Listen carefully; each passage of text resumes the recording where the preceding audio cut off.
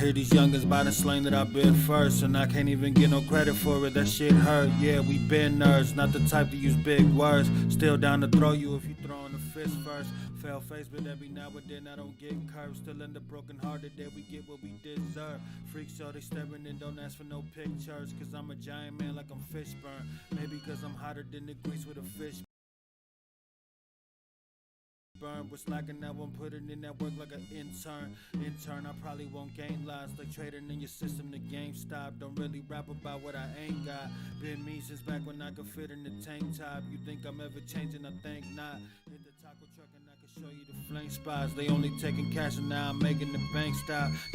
Think cock, don't say a word, just open that safe lock. Now I'm playing the ATM, broken the rain wide. Raindrops falling on my head. I hate cops, ain't talking to the feds. Zombie mode on a rocky road, walking like I'm dead. Need to pick me up that I will eat the chocolate with the bread. Still trash, just now me in my pockets getting fed. That's real rap, now I can pay for guac without a sweat. You feel that? Playlist full of Indian drill trap. Problems, I got 99 on me, I'm Lil Sad. But fucking never cried over spilled paps. Never crying over who spilled that. Young medicine man, and I'm looking to peel caps. Put on the beat and I will snap. Put on the beat, I'ma kill that.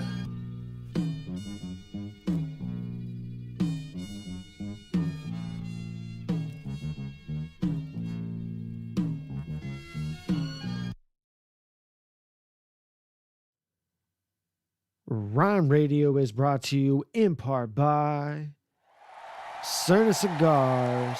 If you want to burn like a star, smoke a Cerna cigar. Premium hand-rolled blunts with the glass tips, and it should be powered by Fresh Coast Cannabis. Follow both Fresh Coast Cannabis and Cerna Cigars on Instagram today and let them know that Ryne Radio sent you. We are also brought to you by Adopt My Block. Follow Adopt My Block on Instagram, but also support them on patreon.com/adoptmyblock and add them within your cart on Amazon Smile. Yeah. We just gonna get right up into it.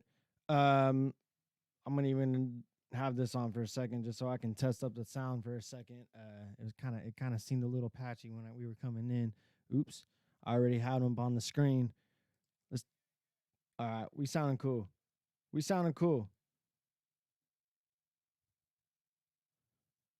All right, we up in this thing. We're doing things a little bit differently. This is hold on a second here. You know what? Actually, hold on. I fucked up. The settings are all fucked. Let me be.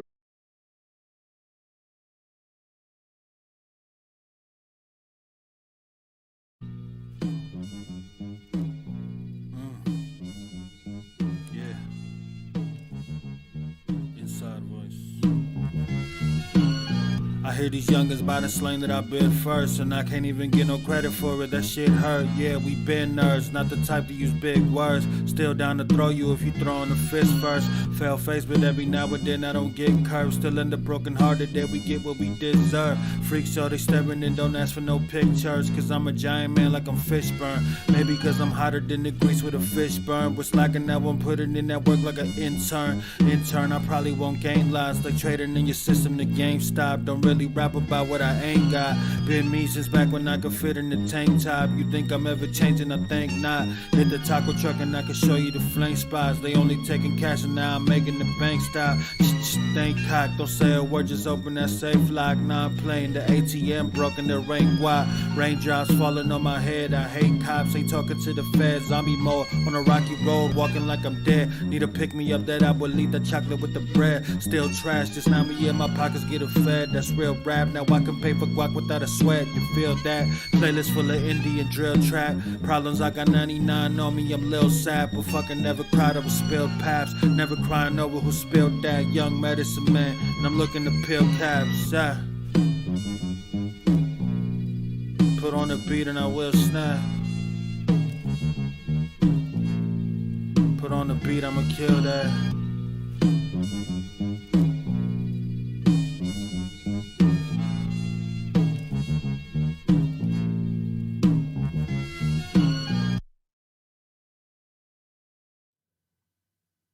Ryne Radio is brought to you in part by Cerna Cigars.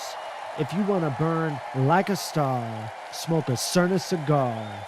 Premium hand-rolled blunts with the glass tips, and it should be powered by Fresh Coast Cannabis. Follow both Fresh Coast Cannabis and Cerna Cigars on Instagram today and let them know that Ryne Radio sent you. We are also brought to you by Adopt My Block.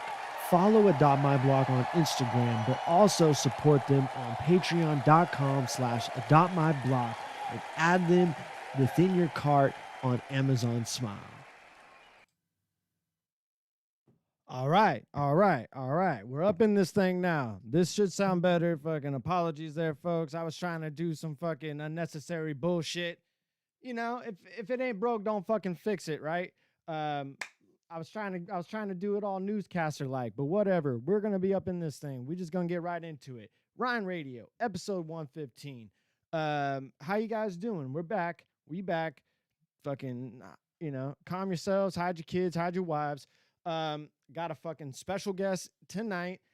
So without further ado, I'm just gonna kind of get into it because I've already been dicking off just from like fucking up the first stream. So let's just hop up into this. I was already talking to him beforehand. We got Sean Sirianni of the Creative Balance podcast. I'm gonna unmute him over here and let him know that we already up in this thing. Wait. Hey, Wait. can you hear me? Yep, I hear him. I was about to message you, but you on. already quick on the gun. I appreciate it. yeah. I was actually watching the stream in a little corner here too, so I closed that now. And, there we go. Yeah, we can get into it, man. Perfect. Yeah. So yeah, we were talking a little bit beforehand, and just catching up and whatnot. And I was telling the folks that I've been running through your podcast a lot because I'm a delivery driver, and it's just I just be running through podcasts anyway. And oddly enough, I think like I kind of just started paying attention to you because we're in that Facebook group, Wrestling for Jerk Bags. Fuck yeah, man. Right? And, my niche nerdom. You just outed me. So, I love it though. So I'm just like, I think just like enough posting and whatnot. I was like, all right, this dude seems kind of cool and whatnot. So I think at a certain point you posted that you had a podcast because what was it? You had Vampiro on not that long ago. Yeah, I've recently I've had Vampiro, and in the past I've even shared in that group. I've had Jeff Cobb, Tessa Blanchard, Bobby Lashley, and a bunch of local indie guys, and yeah, it's been cool to like pick their brain and just I don't know, it's just something that's a bit. My wrestling fandom like spawns from like being like a 5-year-old till like, and it's always can't come and go in like different waves. Like there's times where it's kind of like shitty. I'm like, oh, why am I watching this? This is embarrassing. And then just a handful of years back, somebody sent me some New Japan stuff. It was like AJ Styles Bullet Club era, and then Yeah. I was back in. I'm going to the local indie shows, and that kind of launched. Or I wouldn't say launch, but that's how I kind of got those type of guests into my podcast, which isn't just a wrestling podcast. It's kind of just arts and entertainment. Yeah, no, and that's what I really fuck with it about it because it's very much, you keep it very guest centric, and it's being a wrestling fan, you probably like you understand the whole idea of getting other talent over and things like that, and everyone has a part to play. So I'm sure you reflect a little bit of that. Am I wrong in assuming that? No, you're totally right on that as well. Like I always like to keep the focus on the guests. Even long story short, as you know, like I was a videographer for King of the Dots, Beast Mode Battles, all of that. And the initial seed of me picking up a camera was I wanted to make documentaries. And then as I learned, it's a pain in the ass to do it. Like video wise, you have to be following people. You got to be a creep. You gotta. It's just like. It totally turned into something that just like I lost passion for, but I still love telling stories. And throughout the years, just the podcast made the most sense. So I could just like bang off like 5 stories a week if I wanted to, and just like pick people's brains in that way. So yeah, it's always been the guest focused, and once in a while like I'll tell a story of my own life or whatever, but it would usually just kind of like complement what they're saying, or me trying to get them more comfortable and like just kind of looser into the conversation. Yeah. Because when things are way too robotic, and I was telling you beforehand, this is gonna get weird because I've listened to a bit of your show, but you were even talking about this I like appreciate that so much, man. way back on like episode 2. Oh God, I forget your friend's no, I name. hate those episodes. I The forget your early ones. friend's name, but you guys were she was like she worked in advertising, and you guys like went through a bunch of like kind of the media stuff together, like in Toronto, and you were just kind of talking about how there's such an art to the interview, because if it's super robotic, it's you're not going to get what you're actually looking for from your, I hate the word subject because it sounds like fucking, I always think of it, I guess, like some British lords like, oh yes, my subjects, but Yeah. no, but it is though. It's, the person, whoever you're interviewing, especially if it's someone that's not used to being on camera. And like how you were just saying, it's so unnatural of a thing, even like, yeah, especially for a documentary, because that's weird as fuck, because people have, not many people even fuck with documentaries, let alone are gonna be like, oh yeah, I'm filming a documentary. It's like, oh yeah, I bet you are, motherfucker. Kind of shit, like that's Yeah, how I, yeah. so fucking, that shit is hella weird. But, and you're not going to get actually what you want out of it. So there's such a finesse to that interview style. So that's like one thing that I fuck with about with your show is you're hyper aware of that, and you're hyper aware of putting over the other person, to where I'm like, this is going to be a good person to try to get on my show, because for one, I'm lazy. So anyone else that does this as well is going to make an easy conversation, because we just in front of a mic enough. Yeah, And definitely. at the same time, I'm like, oh yeah, this is a person that's always putting over other people. Like, you do get a little bit of yourself in there, but I'm like, all right, cool. There's like enough. Like, he doesn't like put himself forward, so I can use him on my show, because he doesn't put enough I was of gonna himself mention too. forward.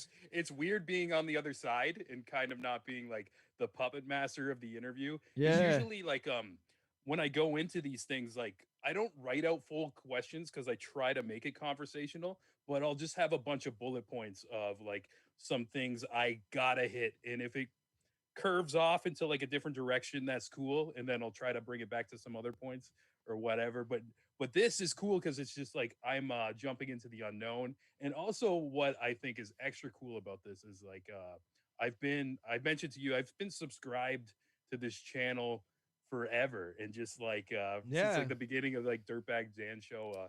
He's like I love that dude to death, and especially like I don't know, it's just cool to see you kind of do your own spin-off on this awesome platform and everything.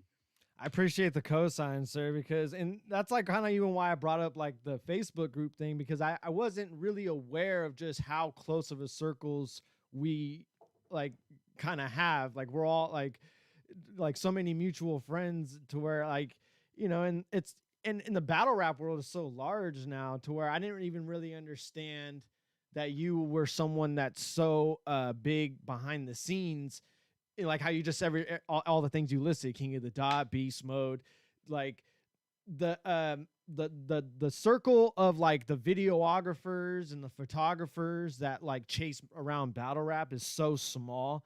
And that's where I like while battling, that's where I learned like, oh wait, you know what, there's a million fucking battle rappers now, especially fucking bald white. Like, nobody needs a bald white dude fucking being the best battle rapper right now. Yeah. But there's not enough fucking people making this shit look hella good, and like putting over the fucking people that like really deserve it the most. So I was like, all right, cool. Maybe that's where I can like really slip into this, because I love this shit. And the more I started listening to your show, I was like, oh yeah, this dude's like actually like fucking almost kind of like you're kind of like I feel like just a strong mutual respect. Like, I feel like if we were fucking like playing fucking football together, we'd be like both on the same, like, what is that, the There's a Like the specific word. chemistry is there, you know? There's that, but there's a Yeah. specific word for that when it's like the same Synchronicity, is it? it's like the same position, but like on the other like end of that, where it's like the like a correspondent or some fucking shit. I don't know. Yeah. Whatever. Maybe synchronicity or Whatever. No, but I but some big word. I just I feel a big mutual respect because fucking especially like I said, listening to your podcast, you took a big gamble on yourself. For anybody that's watching and don't like ain't very familiar with you, can you just kind of like explain your like how you became like kind of going into like Toronto, your involvement with King of the Dot, Yeah, just like kind definitely. of like that early connection, because I think like people really need to like kind of understand that there's like so many people involved behind the scenes of this shit that Oh like yeah, move this there's shit definitely a forward. lot of unsung heroes too, because Yeah, man. they just they see what it is. It's like they're not supposed to be like all over the camera or on the mic or whatever. They just do an excellent job filming, and like shout outs to like Philly D, Julian, Joe Cash, all those legends.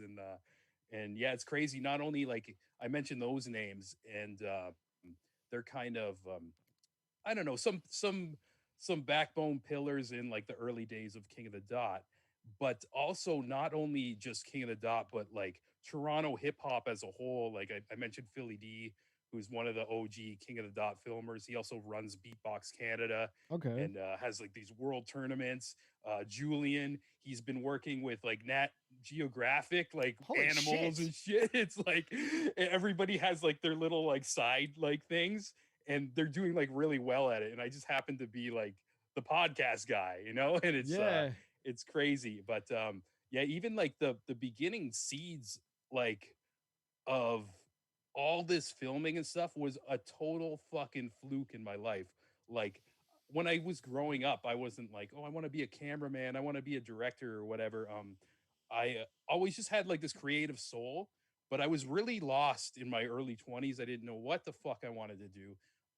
So I'm like, okay, I just got to go to college. I got to get out of the house. I can't be living with my parents anymore. And I blindly picked creative advertising.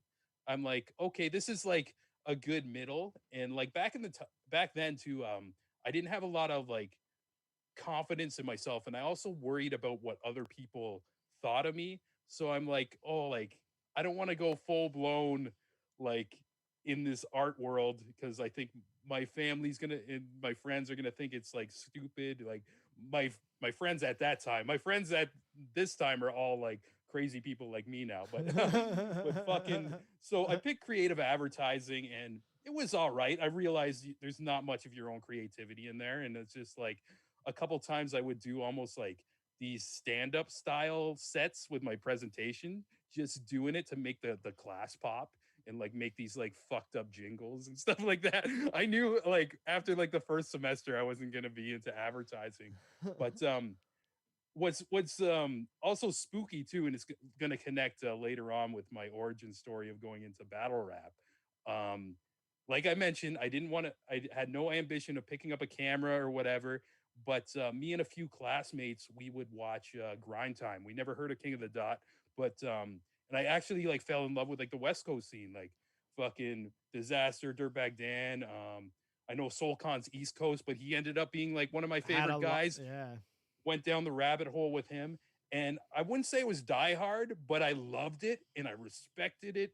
Every time somebody, one of my classmates would put it on, like we'd all gather around the computer and just like there was like a certain vibe and energy, and Yeah. almost like every rapper back then was their own character. Like in the background you got the painting of like Caddy Ron, for example, or whatever. It Yeah. just like Rest in seemed peace. like these larger than life like cartoon characters, especially like Right? Lush One hosting and everything.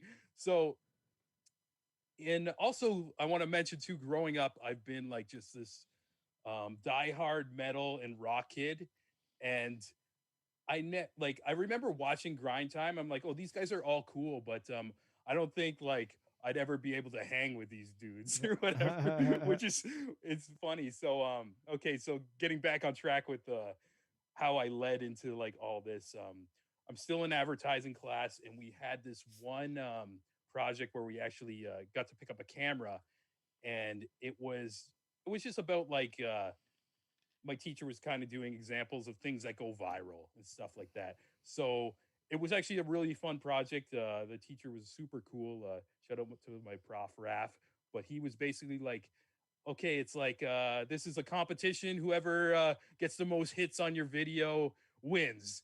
He gave us a Ah. camera, showed us Final Cut Pro. He's like, this is the cut tool, and I kind of did a spin-off of like an Andy Samberg style Lonely Island skit Yeah. because I used to have long hair and I look like that classical singer Josh Groban. Like everywhere I go, people be like, Josh Groban, Josh Groban. It's funny So it's funny you say that. I don't mean to cut you off, but there's yeah, a that's cool. there's a question from Twitch from MagX01 saying ask Sean about the Josh Groban video. Oh shit. I was gonna hold off until you said it, but just because you said it right then and there, I had to bring it up. Oh, What? that's fire! And like, shout outs to MagX too. That's my boy Anthony from Niagara Falls. Hey, I got the much YouTube love. chat up here, but I don't. I should have popped up the Twitch one too. Oh yeah, yeah. I like I'm running this all through Restream, so then on my end I can see both comments simultaneously. We fucking we double dipping like a double penetration porn, but That's wicked, and that's funny that he mentioned that too, because I was not expecting to tell this part of the story. that's though. hilarious. That's hilarious.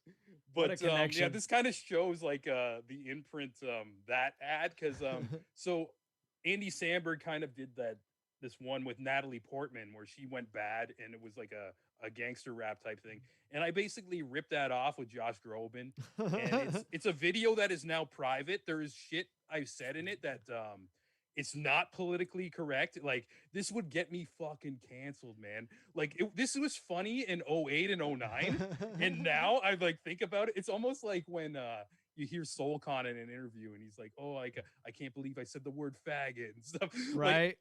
I feel that way about this video, but it was ridiculous. It was just like rated R, just and like also in the video it was like you need to because it was advertising. They're like you need to kind of like promote a product as well.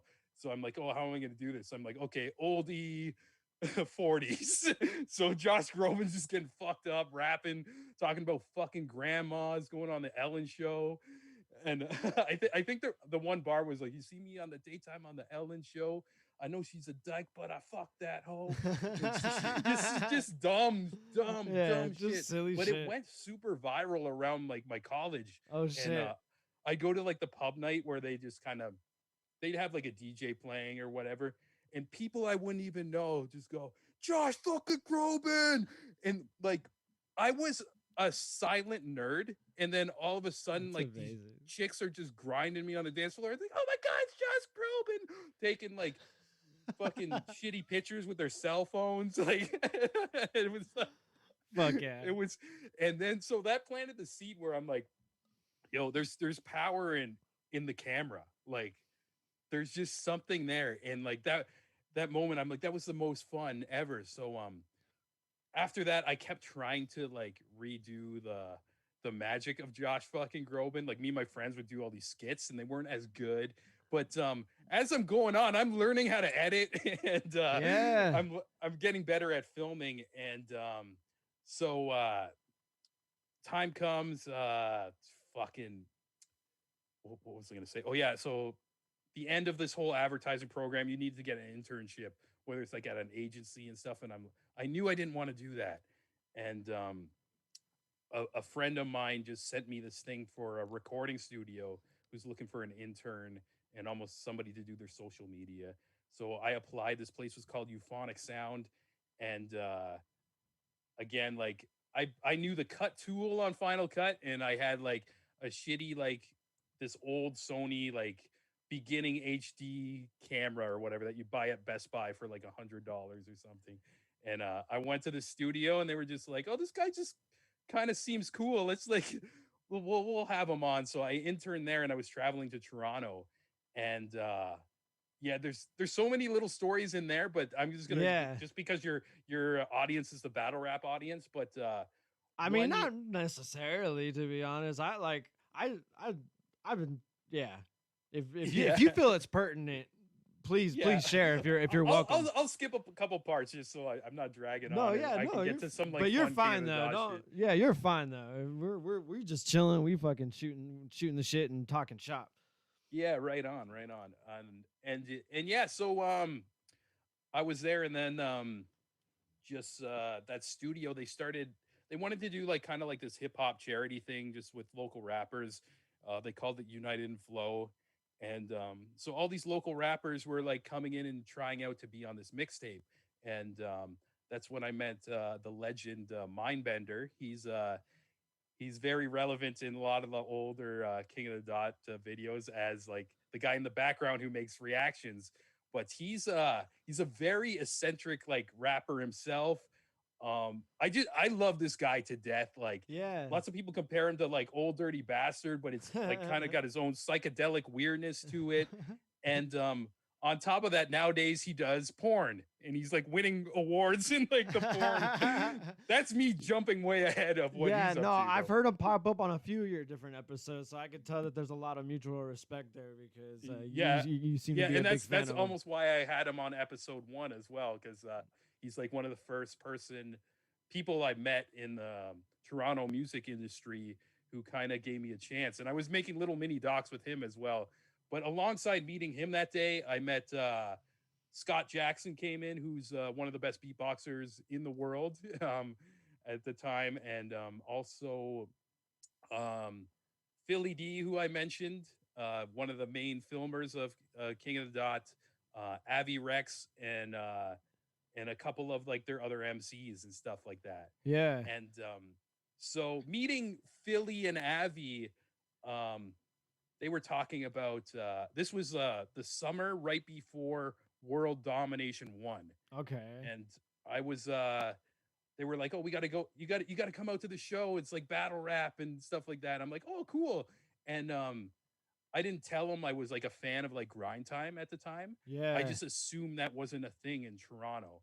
I'm like thinking like freestyle battles and stuff. So the week before World Dom, they had this event called Proud to Be an MC, which it was freestyle battles. And I walked in there and I saw Sharon perform for the first time, Oh and he shit. blew my mind because I never went to a live battle before, and to see somebody just like their brain fire like that and put together like all these puzzles about their opponent, like I was immediately just like hooked. I'm like, I need to go to every one of these. And I even remember going there with a bunch of people from the studio, and they weren't as hype as me. I was like hyped about it as me. They're like, "Oh yeah, I guess this is cool." I'm like, "Do you realize what this fucking guy is doing?" Like, right? I'm like, this is magic. And then so I talked to Abby and Philly, and actually I met Organic for the first time that night as well too. They shouted out the mixtape, our charity thing, a bunch of times. So before I left, I approached Organic and I was like, "Hey man, thanks." And we were both hammered, and we gave each other like the high five, like hug, and like I never talked to this guy before in my life, but Fire. I thanked him, and that's what happened when I walked out the door. And so the week later, I go to World Domination 1, thinking it's the same thing, like freestyle battle type thing. And I'm waiting outside on the street, and all of a sudden, like I see a block away, like this short guy. He's got glasses on, bigger nose. I'm like, is that fucking SoulCon? Like, I got starstruck, and he came closer, and I'm like, holy shit, SoulCon. And I forget what I said to him. Like, probably like, what the fuck are you doing here? He's like, I'm battling today. I'm SoulCon. I don't know if he said I'm SoulCon, but that's like how I remember No, it. no. I'm SoulCon. I'm here.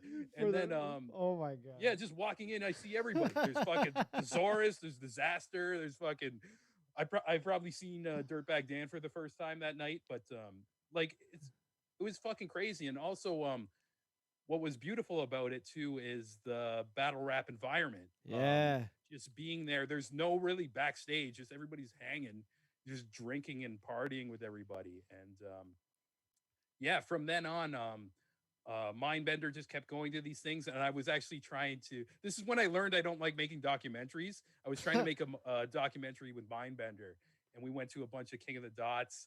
Um, And I think the last one I did was when Bender, painting behind you, he won the title. And from there on, I just kind of stuck around with the scene. And very long story short, I got a better camera. Blackout 2 came along and they needed a guy. And they hit me up and they're like, yo, Sean, we trust you. You're not a weirdo. We want you to do all the backstage interviews with all the judges and everybody. And I'm like, yeah, that's cool. And it was totally like just throwing me in the fire. Like this was like one of the biggest events to date. And they put me in this position and nobody was watching me. Like, and so I would watch the battles and then the battlers would come back and I just start like asking them questions. Like I was like a bootleg Joe Rogan after the fight and stuff. Yeah, And no. yeah, and it was a great way. I met absolutely everybody, and it was just a crazy time. But that's like such an important thing, and you know, of course, being a battle rap fan, I've been cherry picking through like your battle rap guests that you've had on your podcast, which is the Creative Imbalance podcast. Yes. You can pick it up everywhere, folks. I was trying to do a very smooth transitional plug there, but I was too much on too many allegeds to be able to do so. But you still dropped it. That's but we in there, because you had Organic on there, and you know, he really highlighted, and it's something that that resonated with me tremendously. That the media to all of this, you know, as long as there's not really like a toxic element. I mean, he didn't really say the toxic element to part. I'm throwing that part on.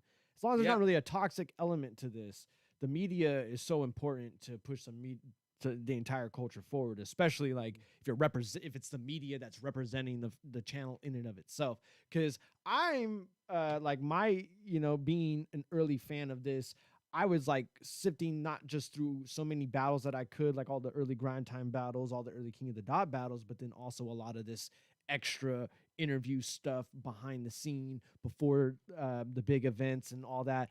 And, you know, so by the time that the pay-per-view started becoming more and more popular and that transitioned into the live commentary,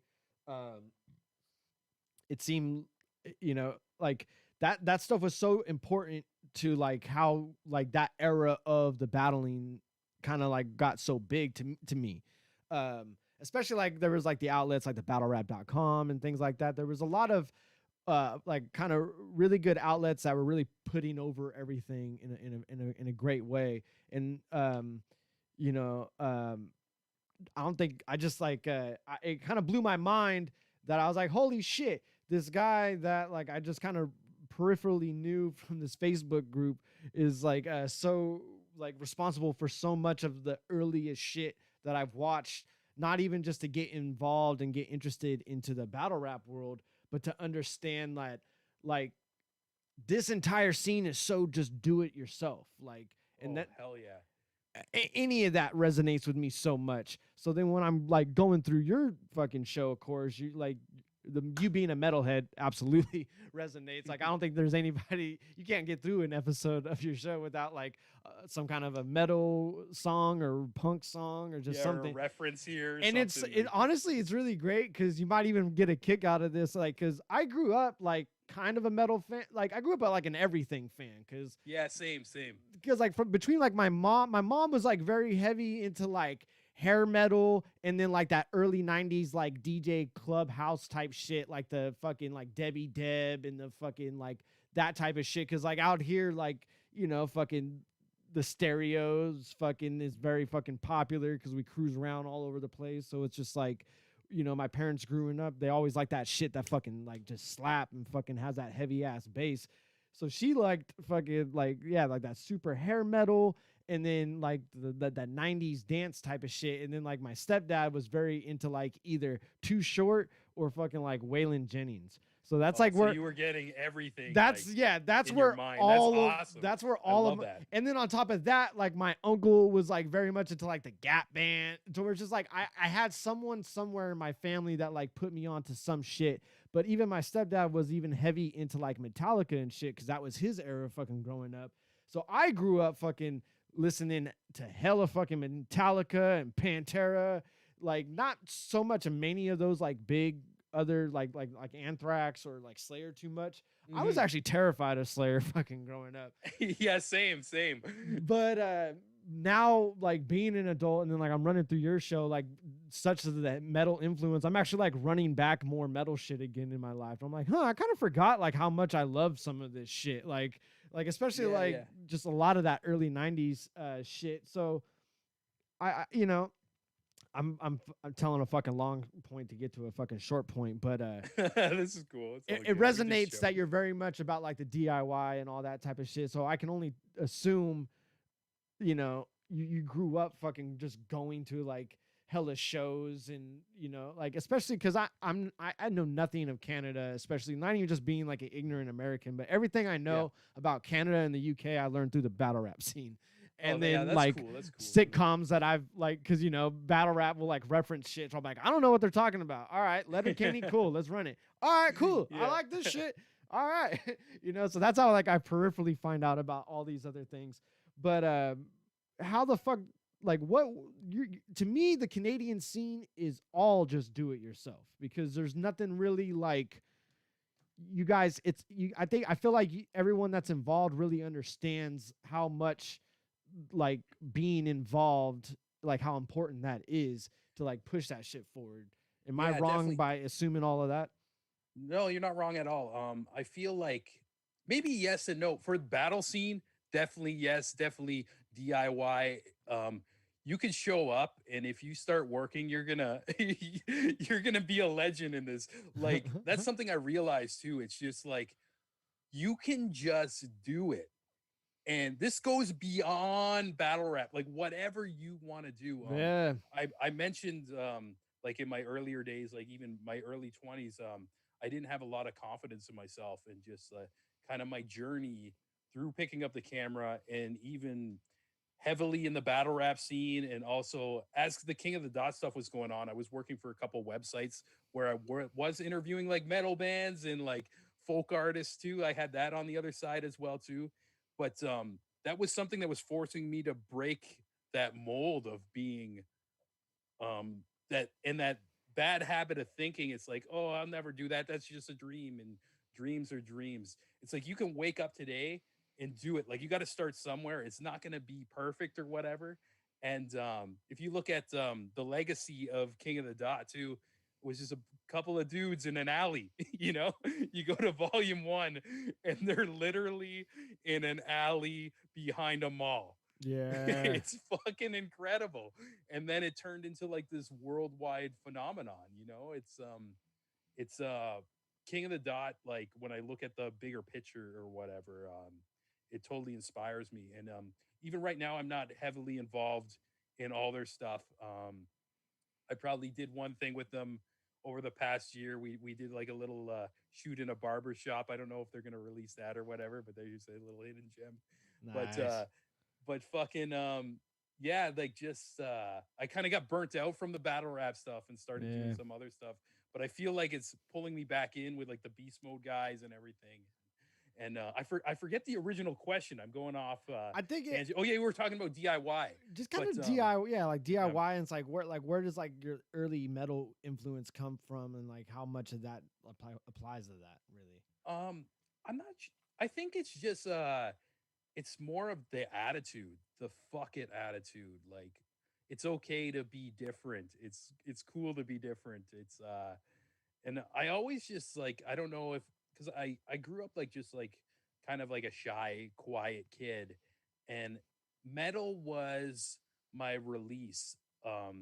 At an early age, like I remember being in the third grade and going in my I used to love going in my cousin's room. He was all punk albums and metal albums, and I remember picking up a cassette tape. It was White Zombie, and I put in my ear, and I remember feeling like as a kid, like I'm not supposed to be listening to this right now. It's scary. There's like heavy riffs. There's like little snippets, like samples of like things from horror movies. And Yeah.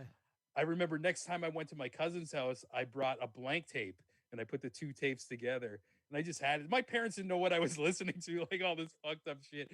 But that was like my release and everything. And I feel like just that attitude kind of stuck with me. And then when I got older, like around like 16 years old, Mag X, who was in your Twitch comments. Yeah. Me and him, we're from Niagara Falls, which is like two hours away from Toronto, Okay. and Toronto gets every show from every big tour. Like if you see a big tour in the states, that always goes up north and stops in Toronto. Yeah. So we were just kept traveling and seeing like all these like more extreme bands, and yeah, that almost like fueled the fire even more, like being there live and even getting more of a release. It's just like you're in that crowd, and then for some reason Yeah. it's the only place in the world you can go up to a stranger and just fucking push them, and everybody's like, Yeah. yeah, right on. They push you back. It's not Yeah. going to be a fight. It's all good. Yeah. And being that quiet kid, that was like that's I probably didn't even know till we're having this conversation right now. That probably started boosting my confidence as well. Just the release of that. But No, I yeah, can yeah, relate to that because, like, I kind of even relate to what you just said about like maybe that's kind of even where my early draw with it was as well. Because it's like, like, yeah, I was kind of put onto it, but at the same time, like I had my own things going on growing up to where like, I, kind of grew up like I kind of relate a lot to that, just like being shy. Like even to this day, like I kind of have a problem like looking people in the eye or like looking at the camera properly and things like that. But like also like, like I, kind of just like being like kind of bullied here and there and growing up. So I think like metal was just like the great fucking shit to where like, I'd be like on the bus, just hardcore, like volume all the way up. If the CD player had some type of EQ function, I went in that bitch, put the treble all the way up. Like I wanted, like I was just like louder. They're like loud, until this day, I'm convinced there's not like a loud enough fucking volume yeah, fucking yeah. anywhere. Like when you actually really have the time and fucking want to really listen to the shit, there's not a loud enough volume. But when you got like fucking, you got to be aware of everyone else around you. Like it's not quiet enough. Yeah, definitely. And actually relating to like the whole counterproductive brand too. I had a moment like this was the other month. I was on my Spotify. It's like your release radar. The new Death Dealers came on, and I tried to crank. It was the Tank Bullets one. I tried to crank it, and then Dude. it's like because I restarted my phone, it does that warning. It's like, Yeah. are you sure you wanna turn it up? This could be harmful for your ears. I'm like, yes, you motherfucking pussy Right, phone. Like, right. No, dude, I think yeah. about that every time. Every time I seen that, I would just be like, I know what I'm about, son. Like Yeah, fucking just I a almost quote, threw it in the fucking sewer. It's right. like, No, every time I see that shit, I'm just like, I was like, dog, all you're telling me right now is like, do you want to fucking kick more ass right now? That's the only thing I'm reading when I see that orange shit pop up. Like it goes from blue to like, you want to kick more ass? I don't see like, oh, damage your hearing. I'm just like, all right, we fucking going into fucking, we kicking in the nitrous oxide. All right, let's go. Cause dude, yeah, yeah. especially that Death Dealer shit. Like, I don't got like the best fucking vehicle right now. I'm in the process of trying to like get a new car. And when I do, I'm just like, specifically, I'm like, all right, what kind of fucking speaker system can I put in this bitch? Because I need to slap some Death Dealer shit. Because that like, there's not, I don't like have speakers loud enough to really properly listen to that shit. Because I think I've already like damaged my ears too, where it's like the top volume's like okay, and it's yeah, I'm actually realizing too, like from not going to shows because of quarantine, I purposely moved in between two concert halls in Toronto where like all the heavy like shit happens, because that was like kind of a dream when I was younger, and like yeah, go to mention MagX in the Twitch chat again, going down there. I remember seeing houses around the neighborhood and being like, imagine like living in the city. Like that's another thing I thought wasn't plausible, just so like yeah, small town mind. And now I'm here, like it's literally like all the places we went to, like shows, the opera house just up the street there.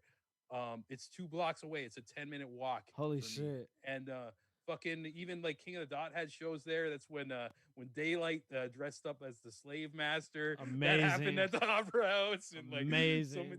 so many like random moments like that. And That's no, yeah, that's fire. Like, and that like that is the trade off because it's like it's we can easily focus on like how expensive it is to live in the fucking cities that we live in, but like I can relate a lot of to everything you're saying because like I'm fucking from a town called Manteca, like literally grew up next to a water slide park, like Mhm. like an old rickety like the type of ones that you would have seen in that documentary Class Action Park. Like on like the last summer that it was open was just straight debauchery, like on levels I've never seen before or since. Like just 13-year-olds running around getting fucking hammered, like because we would all just be like passing around like tequila bottles and shit. But like I'm from like country, like fucking like farm, all that shit. But I've always lived like an hour away from like San Francisco and shit like that. And like now I'm in Hayward, which is about 20-30 minutes away from Oakland, which is also about another like 30-40 minutes from San Francisco. For like the earliest part of this show, when it was Murderverse Radio, I was doing this from a studio in San Francisco. And I'm like at the same place you are. Like I didn't even think that I could have the confidence to do any of this type of shit. And watching this show when Dan and all them doing it, like gave me like a lot of the like, holy shit, like you really can just start doing some shit. If you really just want to do some shit, you can just start doing some shit. And like not only just watching him be a battler, I think I watched Dan versus 360 in Australia, and before that battle, there was a promo from one of Dan's self-care albums, and it had that song Bundy on it.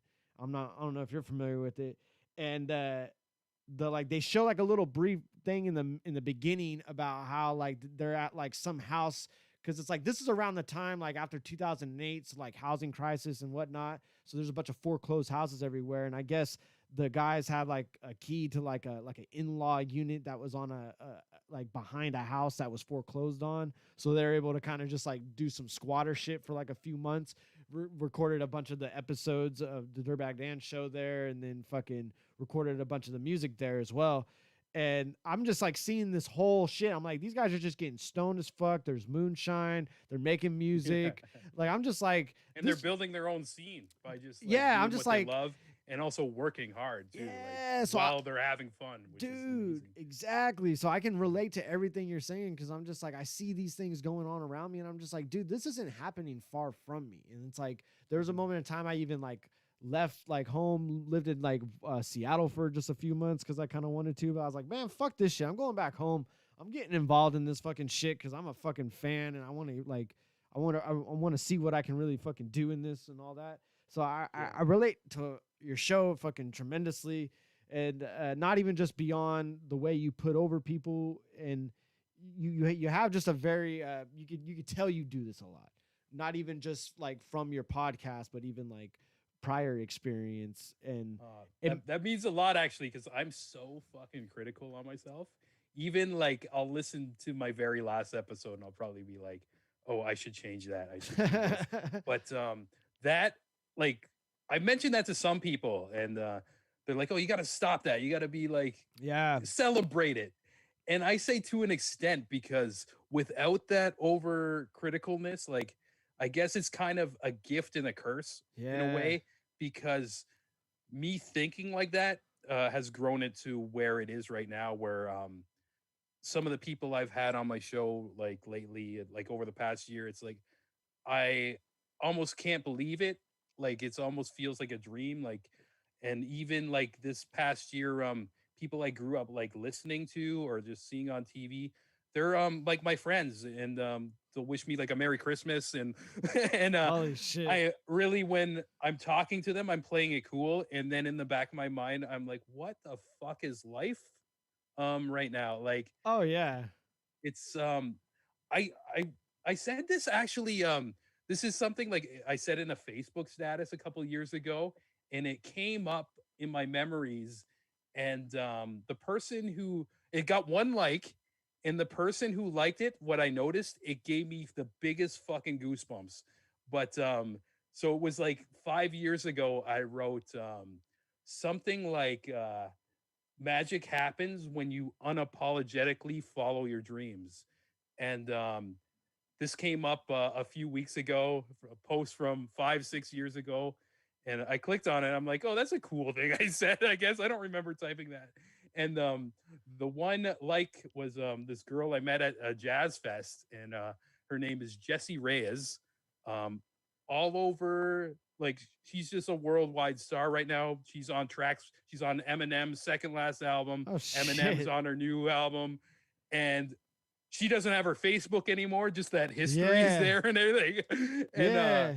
I was just like, I had a moment where I was just thinking about that, and I was like, "Fuck yeah!" And I'm like, It's kind and of she knew, and she did it, and it's just like, even now I'm thinking about it, it's like hair standing up. But yeah, there's literally like, I don't want to sound like too spacey, but I think there is like a certain power when you can tap into different lanes, and like I think about like how I connected with the battle rap world. It's almost like spooky in a way. And there's been so many like a million different examples in my life where it's just like almost like a cosmic way of throwing me into these situations and saying, "Hey, Sean, don't fucking quit either." Um, Actually, before Blackout 2, which was my big day working in the scene and everything, I had an eviction notice on my door. I was going to leave the fucking city. And I was like, okay, this is going to be my one last, like, hurrah. I need to get my mind off things. Like, I'm literally like in my apartment, like, what am I going to do? Like, just helpless. I'm like, but I got asked to go to this thing. I'm gonna have fun today and I'm gonna fucking forget about it. And that led me down like another path, and like almost to the point where I don't even remember how I got out of my bad situation. But after the weekend, I was like, I need to be doing this. And there's actually a spooky thing that happened that day too. So this is actually a story. Like every time I tell it, um, I always think people aren't gonna fucking believe me. It's like it's so fucking strange. But that year, Raekwon came out with the album Shaolin versus Wu Tang, and Okay. it was around like that month, and I just kept listening to it that week. And I'm on the subway train going to Blackout 2. I'm listening to Shaolin versus the Wu Tang, and so I get to the show. I'm rocking the camera. I'm backstage. I'm taking it so seriously too, even though everybody's partying around me. Um, and I missed the last couple battles, which were one was Cortez versus Holohan, and I forget the main event. And so they had a special guest host that day, and who wasn't announced. And so the night's over. 2 a.m.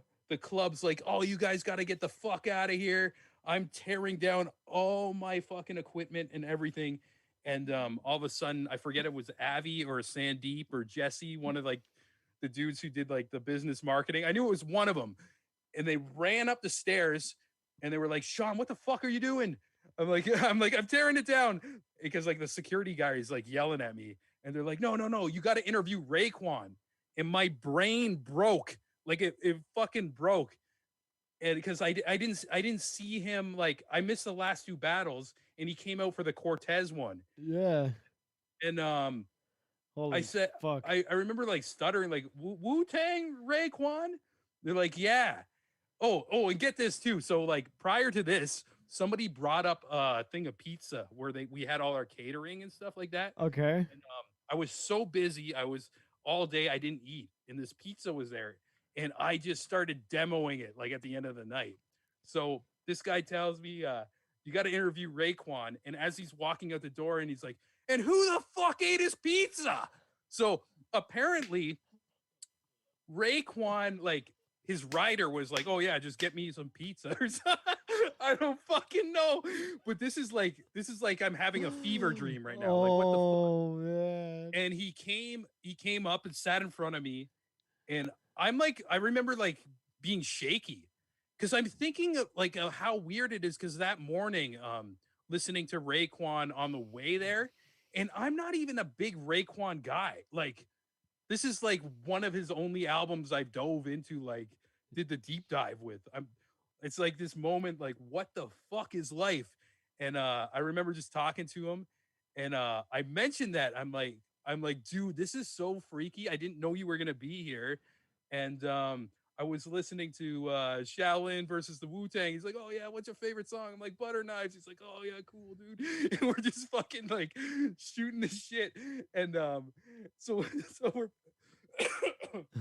we close up. Security's finally stopping yelling at me because they realize who I'm with, and and then it's That's over, and amazing. Raekwon's just raspy talking to me. He's like, "Oh yeah, yeah, much respect, nice to meet you." He's like, and then he goes, "Hey, you want some pizza?" Like, this story has a fucking punchline, and and I don't remember how I respond. I think like instead of like telling him, I was just like, "Oh, yeah, yeah," like stuttering, like, "Yeah, Oh I'm good, my I'm good," god! I'm like, yeah, and no, I'm not hungry. yeah, I had a, I ate earlier. it's fucked. It was, I had a vitamin before this. but really, that is like one of the most cosmic, fucking weirdest shit that's ever happened in my life. And I had a couple more things like that on my journey, and I Oh always take it as my! like, I don't know if I believe in something else, a higher power, a fucking energy or what, but I always think I'm like, okay, that's a sign. Yeah, Especially that came at a moment where I'm like, I'm done with videography. I was getting fucked over just working with artists, like literal eviction notice on my goddamn door. yeah, And that moment was almost like, it was like the defibrillator just going. It's like, Sean, no, you're in this, you're in this, and yeah. fucking that just led to the Creative Imbalance podcast, everything. Like, oh man, like telling that gives me like the chills, man. Like, it's Nah, so that's fucking awesome though, man. wild. Because like I don't know, like like I said, I've always I have just a huge respect for anybody that just like goes all in for themselves and like just fucking takes that risk and like you're just like, hey, fuck it, I just can just do whatever I want to do. Like, Yeah. and it's so strange how fucking like even I've like I don't know. I've had a few mentors in my life that try to like really stress that to me, but it just like I've learned that lesson in the hard way so many times. But for some reason, like I haven't learned it like for some reason battle rap taught me it the best in terms of just like, okay, you want to just come in here and start rhyming? All right, do it. Like you better be good though. Like and it's like Yeah. because even like we might not even tell you that we think you're good. We might just be like, all right, whatever. At least you had fun. Next, like to where it's just like it's up to you to really make it fucking what you want to make out of it. And then, or even just like if you see like the videography side of things and all that, like you could just hop into this shit. It's like that's Yeah. like the pro and the con to it sometimes, which is like I don't know. Yep. Yep. We get some hilarious content just on the back end of like people like starting out for the first time. But it's also amazing if you can actually get to see some people's trajectory of like whether it's like starting into this from a battle standpoint or getting into the media side.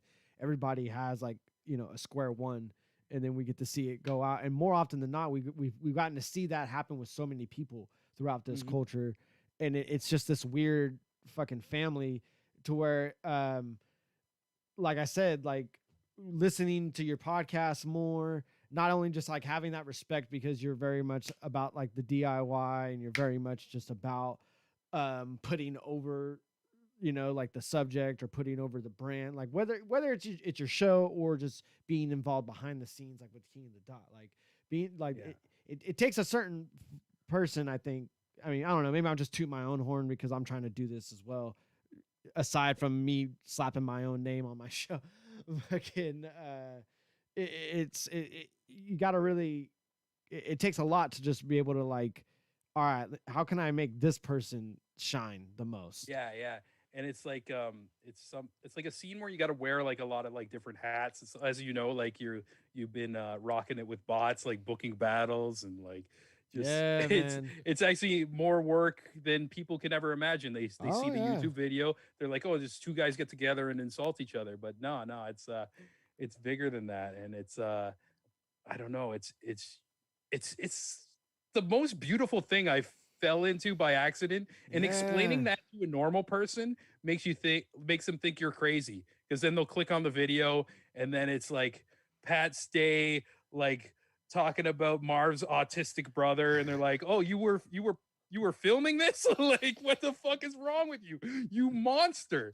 But it's the things like all around it, the friendship, the family. I want to say too, Yeah. like again, we're on the counterproductive thing, like meeting Dan. He's been like, I don't know, he feels like family to me. And even like there was a couple times I went out to LA to a couple events, and it was just crazy. Like I felt like I was at home, even though I was in another city, and Oh I didn't yeah. expect that.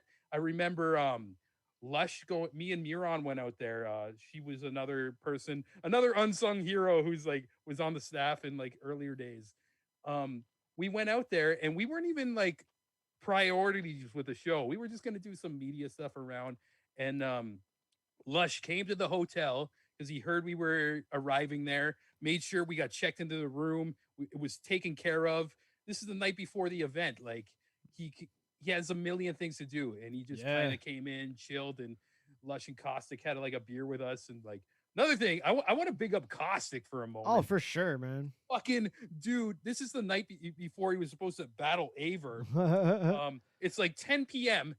Um, I got a 6 pack of beer. He's like, and I gave him one, and we're just sitting there casually having a drink. And he looks at the time. He's like, "Oh fuck, I gotta write my second and third round." It's like the night before, and he's just like, "Yeah, I always do this." And then, so me and Miran the next day we're doing the little media thing. I think I can find the interview somewhere, but I see Caustic, and he's outside. He looks a little nervous. He's just smoking a cigarette. Turn on the camera. I'm like, "Hey, how you feeling today?" He's like, "Oh, I don't know how this is gonna fucking go."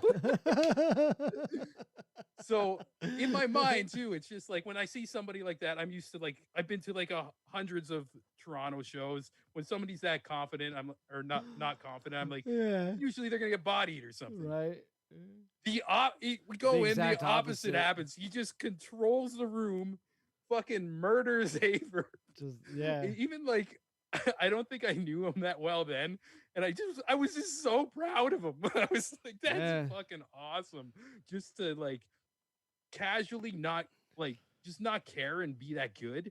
That's a fucking skill. Like that's crazy. I mean, like I in know some people who prepare for months and they can't even do that. yeah, no, like and some people just really understand like when you're on that level too. It's like some folks like and this kind of even pertains to what we're all saying too. It's just about like betting on yourself. It's like some folks do the best. Some folks do the best swimming when they know there's a shark behind them. You know what I Yeah, mean? yeah. And it's like, and some people understand that to the point that they're like, all right, I'm gonna go jump in this lake then to see how fast I can swim because I'm not gonna be able to swim this fast on my own.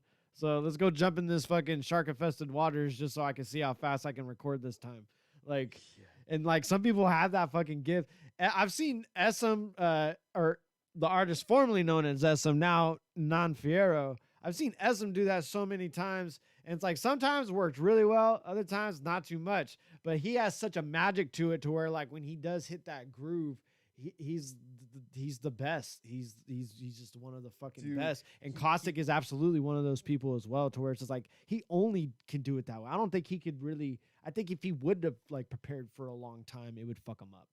Yeah, yeah. Some people just like I don't know, they need that that pressure or whatever. But you Yeah. mentioned Essam, like you mentioned, he killed it when he came down here for beast mode. Yeah. Oh my god! Like I shot that, and like you can hear me just fucking laughing on the back of the camera, which usually I'm trying to be conscious and not do that. But I couldn't help myself, and you know it was like almost the same situation, like the cadence, like I don't care, and he said something about like the extendo, like the my seatbelt on the plane or something like extra extendo and which is like super self-deprecating to him. Yeah. But then he also mentioned like, yeah, I wrote that on the plane right here, and everybody just cheers. Oh man, Hell it's yeah. just like No, there's such some a people just have a magic to them, and just yeah. I feel like there's less of that in the current scene, where there's a lot of people who kind of they rap the same and they got the same cadence, and it seems like copy and paste battle rapper. But back in the day, what I fell in love with the grind time and early King of the Dot, it seemed like everybody was just this wild character. Yeah. And it's like a street rapper versus a comedian, and like they embrace themselves, and they're not all trying to fit like a formula of writing, you know. Yeah. It's like it's I don't know, I think about that a lot, and like it's interesting to me. It's like that's where I might try to put over my own fucking product here for a second, because hell yeah, bots. we've been doing not even just like hosting battles, but I copied New Japan's G1 Climax. So it's like we're doing a round robin tournament, but they're only one rounders, and then people are separated into two different blocks. I'm about that. I just got a million things to do, so I don't have like the proper graphics for all that shit like really in place like as I should be doing. But like we've been doing, that's pretty much all the battles we've been doing for like the last year or so, and they've been picking traction as they go along. And the magic to it is because people aren't being eliminated. For one, it's just like the G1 climax. It's like their storyline being built because they've already lost a battle or two or whatever. So they're like they have that much more incentive to not like lose again. And then on top of that, they're one rounders, so they're very easily digestible. On top of that, I came up with this just because when I took over the booking, nobody wanted to battle each other. Everybody felt like, oh no, that person can't really match with me or this or that. And I'm like, look, like a lot of you guys haven't battled before yet, or like only have a couple battles. So it's like, you're going to have times where you're battling somebody you feel like maybe isn't a good match for you, but that shouldn't like make or break you taking a battle. Like, because sometimes you can't always, like, beggars can't always be choosers. I understand though saying that why people do it, because they want to have a sense of control over their brand and how they like project themselves, and like being wrestling fan, perception is reality. So I understand why some people do it, but at the same time, like Next right now is one of the biggest rising stars within URL. I've seen this kid battle in backyards in Sacramento when he was like 16 years old, and he was like his first battle, he's battling somebody that like he probably would never battle now, but like he knew he had to battle anybody like coming up, and even in that battle he does amazing, so amazing that it's worth a rewatch, even if his like opponent isn't like the best matchup for him or whatever. Yeah. Do you find I don't know, you get a lot of joy when you watch people's what's the word? Their climb through the ranks, and then you see them get to bigger stages. I feel like that's been the most fulfilling thing for me doing this. Seeing a couple of these beast mode guys like Joey Gambello and my boy Pepe, who still deserves a big main stage, but he's getting that look right now. Yeah.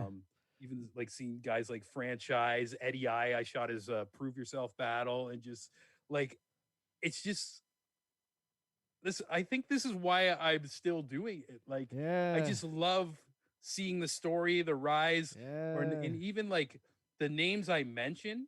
It's like on their tryout battle, they just had a different energy than everybody else. Like the other 16 MCs are there. It's like I believe like some people just have that it factor, and maybe like their first match wouldn't be totally polished, but they just have like there's just like something in the air in the room. Yeah. Every time I have that intuition, it's like those are the guys who just kind of break from the pack and like become like next in line in a way. And that's what I love about doing like the beast modes and even the ground zeros and prove yourselves now too.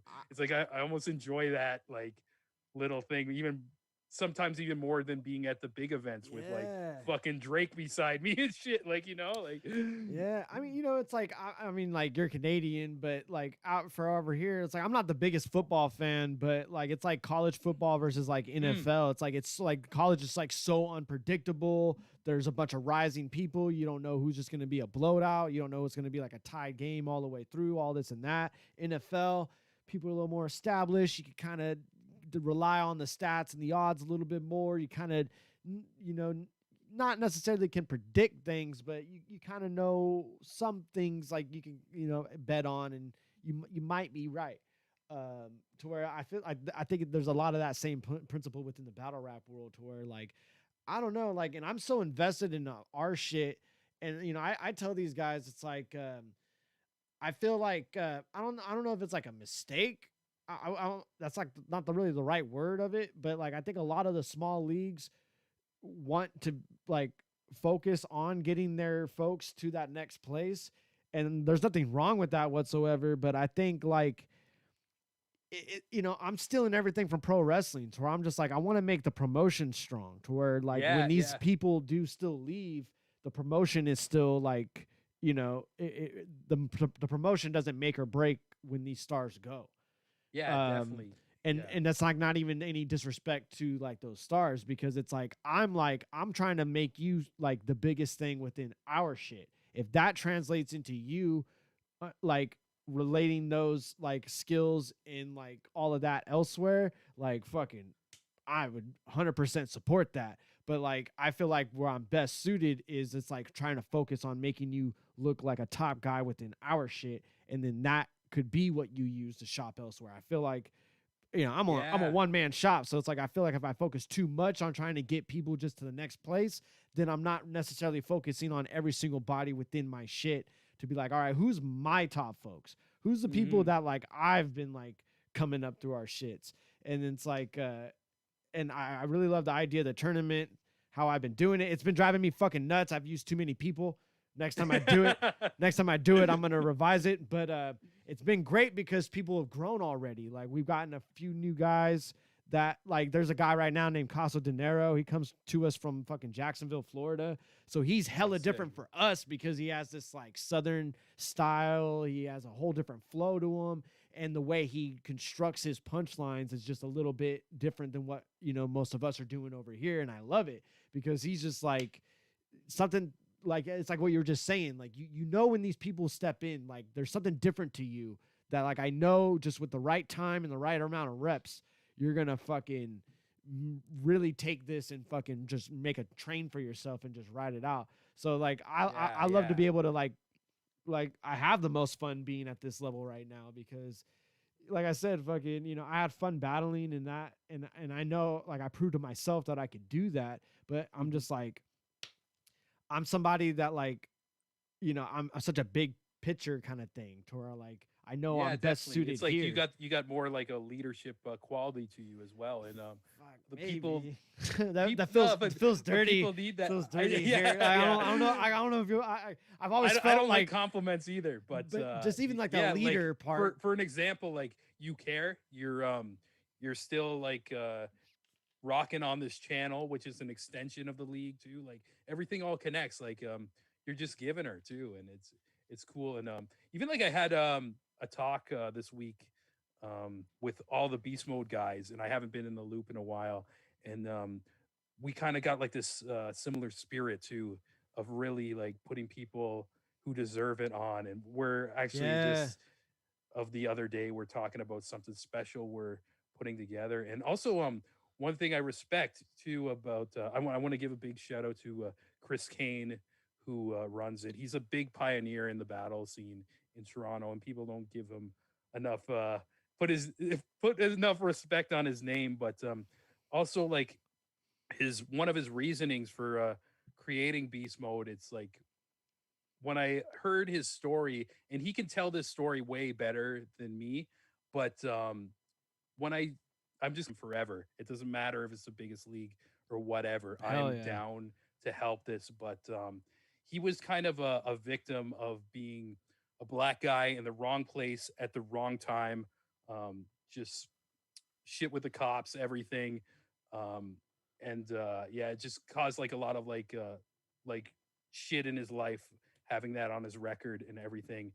And beast mode kind of something it's something that spawned from him was giving people a place to be where they're not yes, going to be in trouble. They're yes, these younger kids, they're not on the street. They can be in this club. We're all battling. We have our regulars, and he created such a community and family. And he's also given like a lot of like people chances, like who like the league almost like I think you can relate with bots too. Like you've had like matches with like Thesaurus versus like Reverse Live, and then you got like some first timer or whatever, yeah, or maybe somebody who couldn't make it in URL King of the like the range is all over the place. yeah, And for a while I think like beast mode kind of like turned into like almost like the island of misfit toys in a way to like quote Rudolph.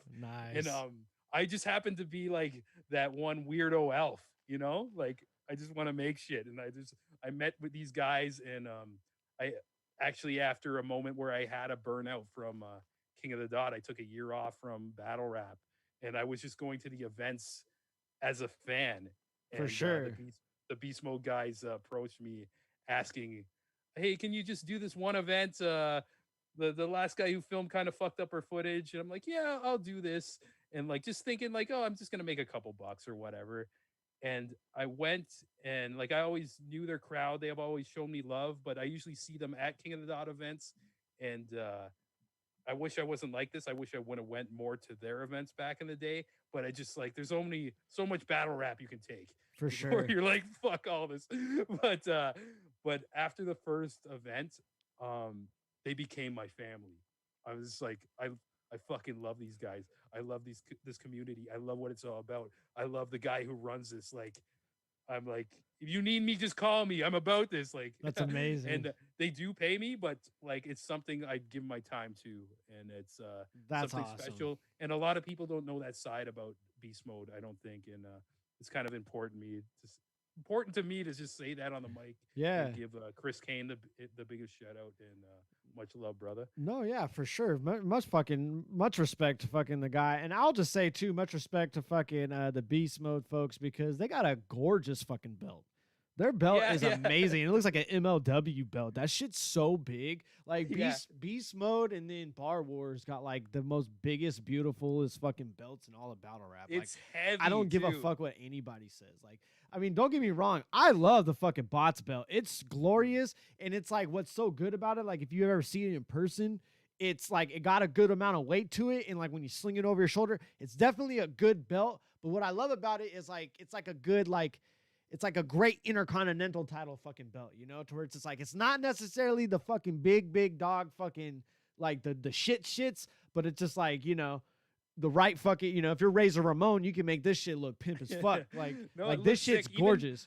Even I always love the bots logo too. He's being Yeah. Canadian hockey guy. It kind of looks like the San Jose Sharks. Type Yeah, of thing no, going dude, on. that's what I love about it. Like, and I'm with Yeah. a fucking my girlfriend right now. She's very much a big Sharks fan. She grew up in San Jose, and I've peripherally been like a Sharks fan. Like, I mean, even saying that kind of sounds ridiculous. It's been like real bandwagony because they're just the only thing, you know, in all of the Northern California at least, they're the only fucking thing.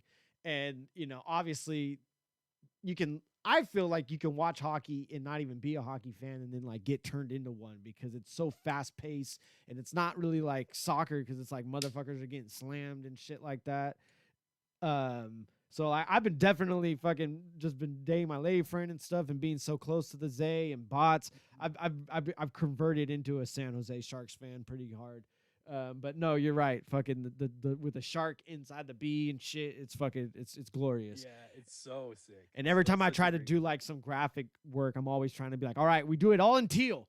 Everything is in teal and black, or suck my fucking dick. It's all teal and black. So no, I fucking, but much respect fucking the beast mode because like I didn't even, you know, of course, not, like you said, no one really knows these kind of things because there's not Yeah, and even many of us the putting them guy out who there. runs it, he doesn't really put that out because it's not about him, you know. That's it almost amazing. like to go in the full circle of this conversation, like Yeah. at the beginning of this interview when you were talking about like how I do my interviews. It's almost like the same thing.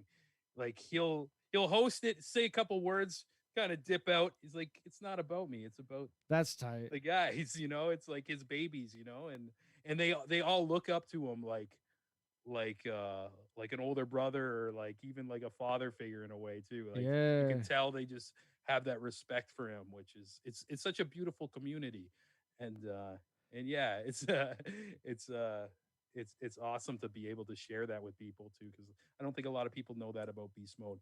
And yeah, For I want to sure. say too, I love your whole setup. You got the belt, Dude, thank and you so behind it, much. you adapted all the paintings from the Dirtbag Dan show with the PH I mean, Bender, fucking Caddy Ron, and there was like no real other option because, you know, Dan was just like because I have my own like filming equipment and audio equipment because I was starting my own podcast before, and then Yeah. Dan like was like at a certain point pulled me aside like months before he walked away from the Dirtbag Dan show and was just like, hey, I'm walking away from this shit. I see you're fucking trying to do this shit. You want to just fucking take over this shit, kind of a thing. oh nice, yeah. And you know, like obviously, like, you know, like even in the short span of taking over this now is like gained my fucking confidence and like reaffirmed a lot of like, oh no, yeah, like as long as you put work to a lot of your visions, like you have a good mind for fucking this type of shit. But so he gave me a lot of this, you know, like like this big ass mix board, right? Like we like pretty Oh, much everything. nice. Like it was just like it's like the fucking Megazord and the fucking the Green Ranger fucking Dragon Zord. It's like when the Oh Megazord yeah, and they the Dragon connect. Zord become one big ass ultimate shit. Like that's really what it was. Because he's just like, yeah, I got a mix board and this camera and this thing, and I'm like, all right, well, I got a couple cameras, I got some light, like to where he's like, all right, well, fuck, you want the fucking painting? There was just like, it was just Oh, this weird beautiful. mishmash of everything to where, like, yeah, like, and I don't know. People kind of harp on me because they're like, "Fucking, oh, you fucking ruined the fucking counterproductive channel, dude." But I'm just like, dude, it was gonna be dead, and I'm just like, I don't know. Like, even when I do comedy, I'm like, I can't just like operate with a parachute. For some reason, like I'm kind of like crazy, and I want to dig a hole just to dig myself out of it. So I'm Yeah. just like, why start from scratch? Like, why not just start with like a channel that already has a giant fan base that someone else built? And like, Mhm. yeah, people are gonna be mad at me because it's just like anything else. Like, Yeah, and you know what? You know what? Fuck them. You yeah, know, you're oh doing yeah, your yeah, thing. yeah, It's always the ones where like they don't have like a profile picture, or it's some like anime yeah. character from that they haven't changed It's in like it's mostly just like 2009. It's so it's just some scorned battle rapper with a burner account that's just like, they got yeah. like 4 or 5 burner accounts and they're just trying to like, I don't know, yeah, like, but honestly though, like, because like in the beginning, like that stuff is kind of whatever, but it's like that's why I relate to like what you're saying about like the confidence from doing all these things, because like, man, like that stuff has actually kind of like made it even stronger and like reaffirmed it even more. And so like I have tremendous respect for the folks that like have done it from complete scratch, because I've got to like kind of have like a ginormous cheat code here, and it's like, Yeah, no, but it's cool. You got when life gives you that shit, you gotta jump on it too. yeah, man, Yeah, and even like it's crazy too because I think about like when I started like going down this adventure, friends and family, they're like, "Oh, this doesn't make any sense." And even like to me, like it didn't even make sense. And like I felt like I don't know, there was more like I was going off of a feeling. Like I didn't have a plan with picking up a camera and oh yeah, man, just it's I feel like my journey has been a very very slow burn, even though like I don't know, people, I guess from my online presence, like I'm posting the pictures where I'm at the event, Drake's there, blah blah blah. It's almost like that's my own like thing of wanting people to think I'm okay, even sometimes when I'm not. yeah, But no, I feel that. I kind of like explained on this show like kind of a 10-year journey I've had, and just in the last 2 years, was when I started making money to pay my bills off of just my creative work. Hell It yeah. took a long time. I've had so many odd jobs. Actually, the first time I ever heard the Dirtbag Dan show, I think it was even pre YouTube. I think it might have been an audio file. Holy It was shit. right after Vendetta, and it. I think it was. I remember Dan put it out, but I don't know if it was called the Dirtbag Dan Show. But I was working for a moving company, and I would do like all this battle rap shit on the side. And I remember like I had it in my ear, and it was like Dan and Lush like breaking down the cannabis situation. And Holy I was like shit. moving this family's boxes, like cry laughing, because I'm like, actually, Dan's like such a pioneer of like media in the battle rap world as well, which And a lot of people don't give him credit not even just for. media, just Yeah, so many things in general. Like people always yeah, just be like, I don't know, people have some weird thing with Dan, I guess. I have no idea. Like he rubs people the wrong way sometimes just because he's like real blunt. But like I have just such fucking tremendous respect for that dude, because like what you're just saying right now, just because like, yeah, like what you said, fucking Diz versus cannabis, and he's fucking like covering that shit. Like, all right, no one else is talking about it. yeah. And what I loved about that, and what kind of led to me like subscribing to this YouTube channel too, it was such a raw like form of like just conversing, which honestly I think is my favorite part about going to these events. Like, I mean, the battles are cool, but the shit around it that people don't see, it's just like So you like these two guys one on one in the ring. Imagine the energy with the whole crowd, and we're just all in these like Yeah. conversations, people getting drunk, getting high. It's all fucking loose. It's a party, and that's what that episode made me feel like. I was like kind of in that circle, and that's what he kind of brought with the Dirtbag Dan, like getting Caddy Ron on so many times and just letting Yeah. him just loosely flow and like just say whatever the fuck he wants, and like Just the just having whole like all these shit, battlers, like man. people kind of got like a behind the scenes of what the vibe of all the guys together were, and Yeah. it's so infectious I and think crazy. It's like a circus, you know. Yeah, I think you like hit the nail on the head with it too, as far as just like it just encapsulated the vibe of it so much. Like like a lot of it felt like you were like just outside smoking while like, the undercard battles were happening or whatever, and you were just like listening to everyone shoot the shit. And man, like there is such power to that too, because like that's what I feel like that's what people really latch onto the most, and that's where I get a lot of my inspirations to like on how I want to present things. Even maybe I still haven't like figured it out the best, but what my ultimate goal is. There's of course like that great Lords of Dogtown documentary that was made by Stacy Peralta. They've also done the Bones Brigade documentary too. I don't know if you're familiar, if you watched that. Yeah, yeah. I'm not a big skater, but like I love the culture, and like I watch the docs and like I love shit that like shit. that. Like Yeah. honestly, like I think so much of what's drawn me to the battle rap world is because like I grew up like hella watching like those documentaries over and over again, and I was Hmm. fascinated with its own kind of like it's kind of like its own Game of Thrones kind of story with like the business side of things and like the culture end of it, and just they're friends one moment, they're kind of not, they're on turn, like all this like weird inner history between the people was like fun to follow for me. And like between that and then also like kind of figuring out like not necessarily metal world, but like I was like doing a lot of like the hard rock stuff, and my mom was showing me a lot of the like bands that she was into growing up and all this. So I like between those two things, I'm like, I want my fucking like Yeah. punk I want a rock type. thing. I want like Yeah, my punk rock yeah, type of fucking scene to be yeah. involved in. What the fuck? Like, where's my Yeah. fucking weird history that I can like be like? I just want to be like on a camera one day, all just fucking like, just like drunk, smoking a cigarette. Like, yeah, man, I grabbed a camera one day and I just started doing the thing. I don't know, you know what I mean? Because like I was very inspired by his name. What is the guy? There the guy that was like responsible for all their photos, Oh the yeah. Bones Oh Brigade, the weird shit. the weird eccentric guy. Yeah, yeah, yeah. I know what you're. I can't I fucking. can't remember his name, like, cause like they asked, like, and like the first thing they introduced him on, he's like, yeah, I'd like to tell you that I'm wearing women's underwear right now. I mean, I'm not. I would just like to tell you that for the sake of the interview. Like that's like the first thing that they like the first shot that they have him in. But he was like explaining how he was like, oh yeah, I learned from the Dogtown boys, like we showed all the skating, which was cool because like you never saw the skating. He's all, but then like you saw all the skating from everybody. He's all, so then with the Bronze Brigade boys, I was like, we're showing none of the skating. We're showing them, just them Mhm. hanging out, whatever. I'm just gonna take photos of them, and then like the kids will just be like it's so fun to hear him explain that, but he like never told like them that. So it's like it's funny to like clearly see that he had a vision with it, a very clear vision, but then like you're listening to all these guys grown up.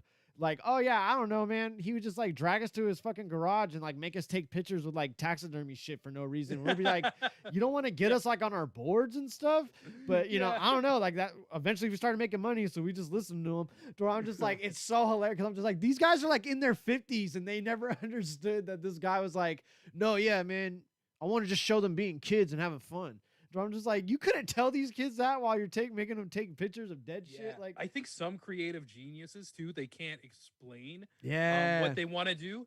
They just have to do it and then present it. yeah, And I've had situations like that too, where I'm trying to explain something with a video edit, and they're like, "Oh, that sounds a little odd." I was just like, "Oh, trust me, like let me film you like this," and then um I did it like I did it even for like a beast mode too. And we did like these battles. It was called The Room, and even like I can name like all the fucking like big name battles I've been in with King of the Dot.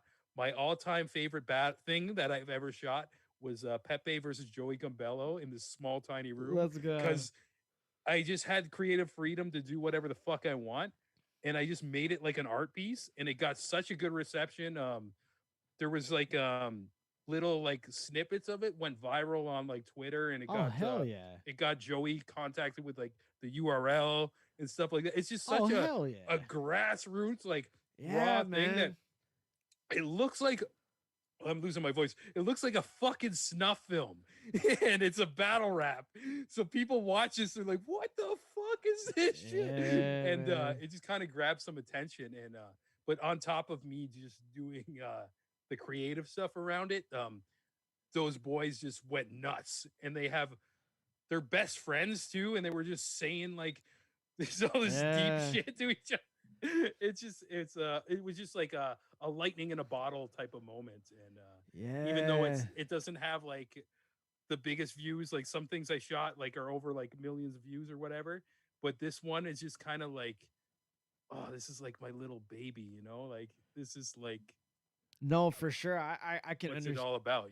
I can understand that fully because, especially like there's dude, filming battles is so fucking fun. Like I would almost recommend more people do it, but then they would cut into my fucking corner over Yeah, here. You know yeah. what I'm saying? If you're outside of the Bay Area, start a league. No, that's grab a camera. I'm just bullshitting. Like honestly, Yeah. like I very much follow like what Organic was saying in terms of just like we were all way stronger when we were all on one team against the world.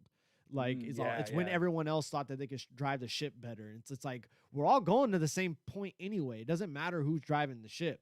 It's like Yeah.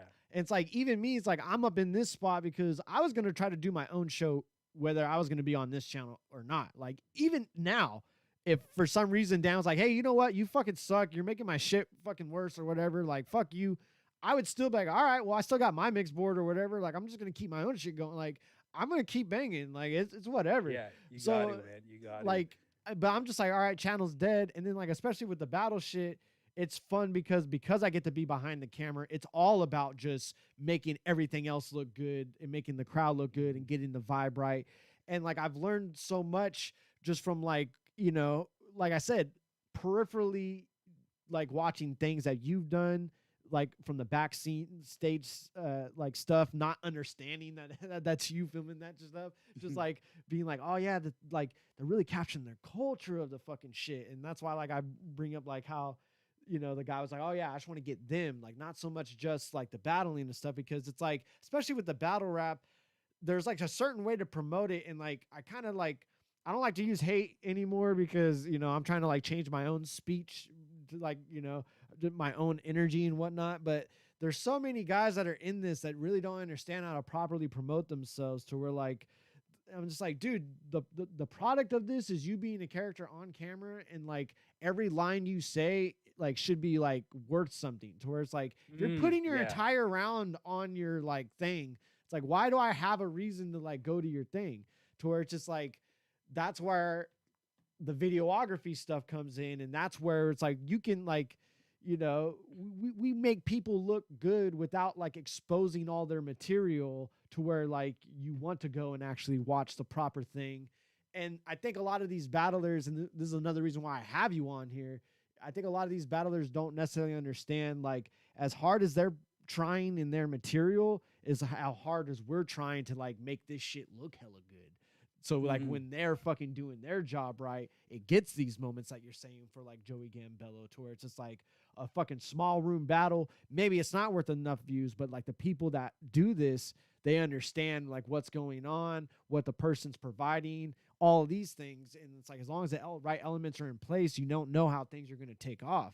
So it's just like, fucking, I have major respect for folks like you, just because the unsung hero part to the battle rap, but also you have that, kind of, I feel like you just have that vision of like, we need to really encapsulate like the culture to this. And like how you were saying, it's amazing. You were just getting that from like the counterproduct, like the early Dirtbag Man show, just from the audio. Cause I feel that resonates within your own show so much. every time you interview somebody, and I'm always blown away because I feel one of your biggest strengths to your show is you interview people that you know, but also sometimes you don't necessarily know, but it always feels like you know them. Like I think that's a huge compliment. I think that's Thank a you. talent that you should very much fucking take pride in, because your interview with George fucking Strombo, and this is like, I was definitely not going to let you go before I talk to you about this. I'm down. I got time. I got all night. Okay, baby. dude, perfect. Because I was real worried about that, but I'm just like, man, Oh, no, I'm it's all enjoying good. this We because chilling. I don't get too many guests that like really know how to keep the conversation flowing. But and then especially like you've done a wide gambit of things like creatively that I can really like. Oh yeah, man. Dude, George Strombo. So I don't give a fuck if like my audience understands who this is or not, because I've grown up like respecting like host of things in general. Like even like in early YouTube days, I was like researching like Graham Norton videos, and then like that stumbled me on like George fucking Strombo's show. So like, because I'm always just about like interviews, and I like, you know, whether it is somebody that's in music or whatever, I like listening to creative people's processes and just their upbringings and all of these things. I'm exactly the same as you, man. Exactly. Dude, so that's why I like, I'm still trying to find that word. I had it earlier. Fucking, it's a counter something. Fucking, but But so it's about being on the same wavelength. Of that. yeah. And when I seen that fucking Strombo, I was on your show. I was like, hold on. Because I was like already just like I was like, yeah, no, I'm gonna check this dude's show out. He's always seems funny in the group and whatnot. And then I'm like searching. I was like, wait, George Strong. I was like, wait. And I click it and I see the picture too. So I'm like, no fucking way, dude. And that was just, bro, that was such a big deal for me. dude, I can't even imagine, because like I said, maybe my audience don't really understand enough, but I'm like, we don't even have somebody to compare him to, like, because I'm just like, he would be like if like Larry King and fucking I don't know, like John Madden, I guess, and fucking, but almost like a young cool guy in a way. yeah, he's just I don't know, he's his own thing as well. But he kind of got his big start on Canadian television. There's a channel called Much Music, which is our version of MTV, and his beginnings shows were middle of the night punk show. This one called Loud, which I watched religiously, and this other one called The New Music. And it was just kind of like all the weirdo shit. And this guy, George, would be the host. And you see his growth over the years. They started like getting him to interview like all the pop stars, from Britney Spears to Marilyn Manson to like everybody in the world, you name it. And then he got so big enough, he got his own show called The Hour, where he's interviewing the biggest names, yeah, from like the fucking Prince of England to like, I think the I've seen a like lot of Steven that show. Spielberg, like everybody, like, and yeah, even like he moved to the US for a year. He was on CNN for a bit, and then on top of that, he did 1 year of doing Hockey Night in Canada. So he's like me and you. He's all over the place. Yeah. But his roots, like, even though he's talking to royalty, legit royalty, his roots are Just punk like, music and like- heavy like metal. heavy And metal, why like- I connected to him in that interview so much is I started off by talking about Loud. And the first question I think I brought up was, I was like, George, the first time I ever heard Slayer was at 1 a.m.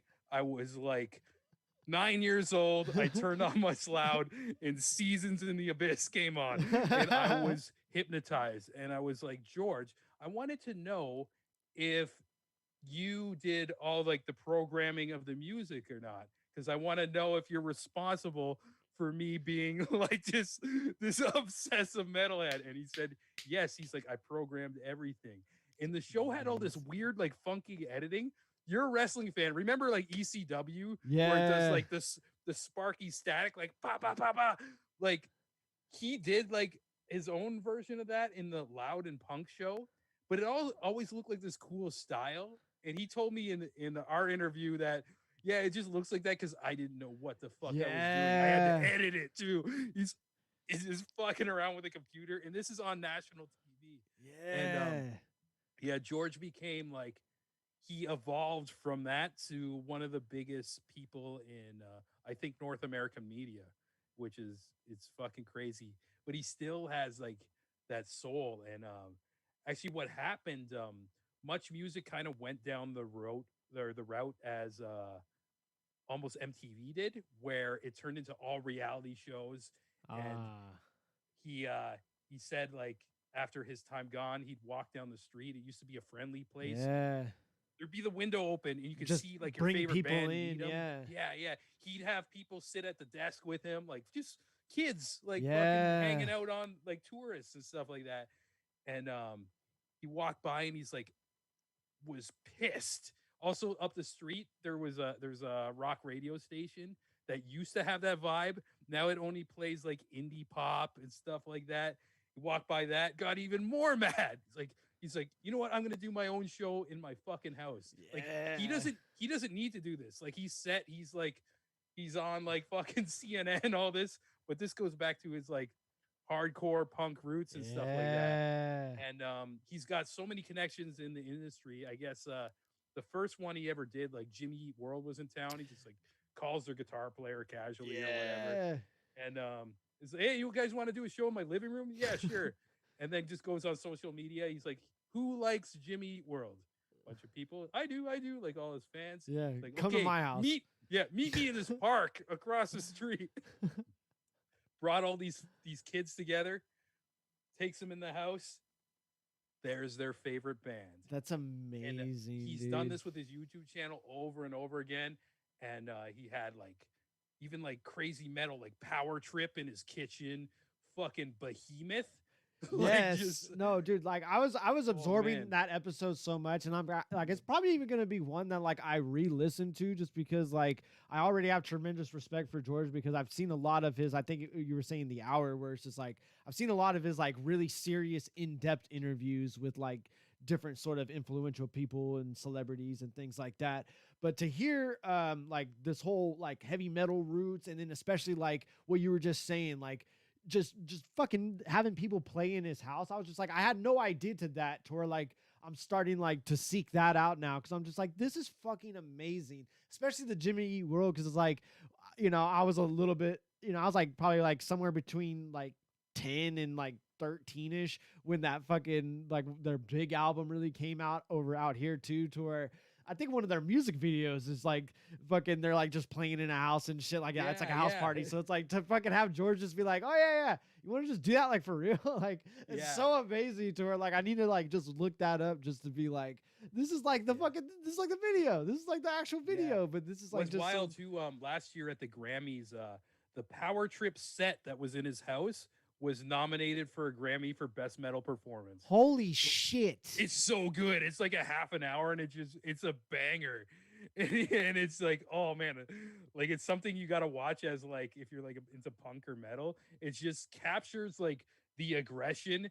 And it's just like, yo, they're just in this dude's kitchen and there's fans everywhere. Just like almost like there's no stage, just all circled around them. Like a battle rap's about to happen. Yeah. Losing it. Oh man. No, dude. So I like I said, I already had a respect just because I'm always like up on like different hosts and things like that. But to like hear just that entire story on the fucking Creative Imbalance podcast, I if you're watching this, like whether it's live or you know when this goes up later on YouTube, because you know it just stays up. Go fucking check that out, because it's like, dude, I said, like I was at work, like I just like stumbled upon it because I'm just like, oh yeah, let's fucking like let's search through fucking Sean's shit, and I'm like, whoa, that's a heavy hitter. Like let's fucking check that out. So much, and that was just so good, and he carried it so well, and I was just so happy listening to it because I already listened to a few other episodes of yours, and I know that you're very big about keeping like a certain sort of energy and a vibe for yourself and making sure it's about the guest and properly putting over those things and keeping it where it belongs, to where like listening to you even be able to get to tell him like the influence that he had on you. I was like, man, good for this fucking guy, man. That's like, not only are you just like going out there chasing your dreams, betting on yourself, even in the sense of just like, this is literally how you even like be like, you're trying to like really even make a living from your creative pursuits as well. Like to have all of that and then also like have like one of your heroes on your show. I was just like, dude, I'm going like, I was like, fuck whatever I got going on, dog. I'm keeping this fucking train rolling as well, man, because that's Yeah, please amazing. do, man. It's just the more you do it, and just consistency, which you're doing and you have, man, trust me, it keeps growing. Even like in ways you might not even notice. Like you might be thinking it's plateauing or what, but no, it's like you're learning, adjusting, and I think one Yeah. thing that really helped me out is like every time I would get a little bigger name, or even if like an indie artist or whatever, um, I'd always treat them like there's somebody very, very special. I would watch their indie film before, and a lot of publicists hit me up afterwards where they do like a whole media press day or whatever, and so many, not to toot my own horn or whatever, but I think it's just because my relaxed vibe of the show. um Many times like the publicists like in the film and music industry said, hey Sean, I just want to let you know that your guest said you were the best one of the day. That's And awesome. they were literally like on television all day and stuff like that. Yeah. And like, oh my god, I'm just a guy just talking. Even I don't think my interview skills are that Yeah. good. I just make it kind of loose conversation, like kind of like what we're having right now. But there's um, there's power in that because I feel like when they are on like television, like the CBC, the MTVs, and shit like that, it's so uncomfortable, and even like the host is so robotic. It's like we got these questions and blah blah blah, and sometimes they rehearse the questions Yeah. where whatever I'm doing is just it's just chilling. And Yeah. sometimes I get great at interviews by accident. Have I told you about like how I got the Bobby Lashley one? Wait, what? Okay, No. this is a cool story because I wasn't set up to interview Bobby Lashley, but I've been supporting like a indie wrestling league in Toronto called Smash Wrestling, and they kind of like have like a local type fight TV in Canada like viewership, but over the past like couple years they've been having they would it's almost they remind me of King of the Dot but in pro wrestling, where they get people from all over the world. Like they'll have like the Zack Saber Juniors before he was on NXT, like Johnny Yeah. Gargano was their champion, and like Yeah. so it was almost like a way where it was like King of the Dot with all the fucking indie wrestling in a way. And it was so sick and magical. But Lashley's impact fucking contract ran out. Oh So shit. basically this is what they would do too. They would snipe free agents who were huge, like WE dudes and stuff. And so this their one like their WrestleMania version, biggest show of the year, Super Showdown. They had Lashley come out, and Amazing. for a couple of these shows, I would fork out, or I would interview like a lot of the indie guys, and then I kind of made like a sponsorship package bond with the guy who would run it, who's Sebastian, who's also an amazing wrestler and character, which I'll tell you about after. I don't want to derail my thought right now, No, you're but fine. so basically he would um so I would like kind of like sponsor it with like the show, and also the show at the time I was sponsored by a bar. And so there was a podcast studio in a bar that was close to the venue where they would have the wrestling show. So we made a deal where it's like, oh, I kind of like put up some money, you shout out like Creative Imbalance in the bar during the show, and you guys can all come back and have the after party here. So Nice. they would do that, and like sometimes we get like some bigger stars in there, but sometimes like a lot of like the huge names, like, and I was expecting this to happen with Lashley. I thought Lashley would have just hopped on a plane and got the fuck out of there with like, because I don't know, he's like the top of the mountain and we're Right. just like a bunch of indie guys and stuff like that.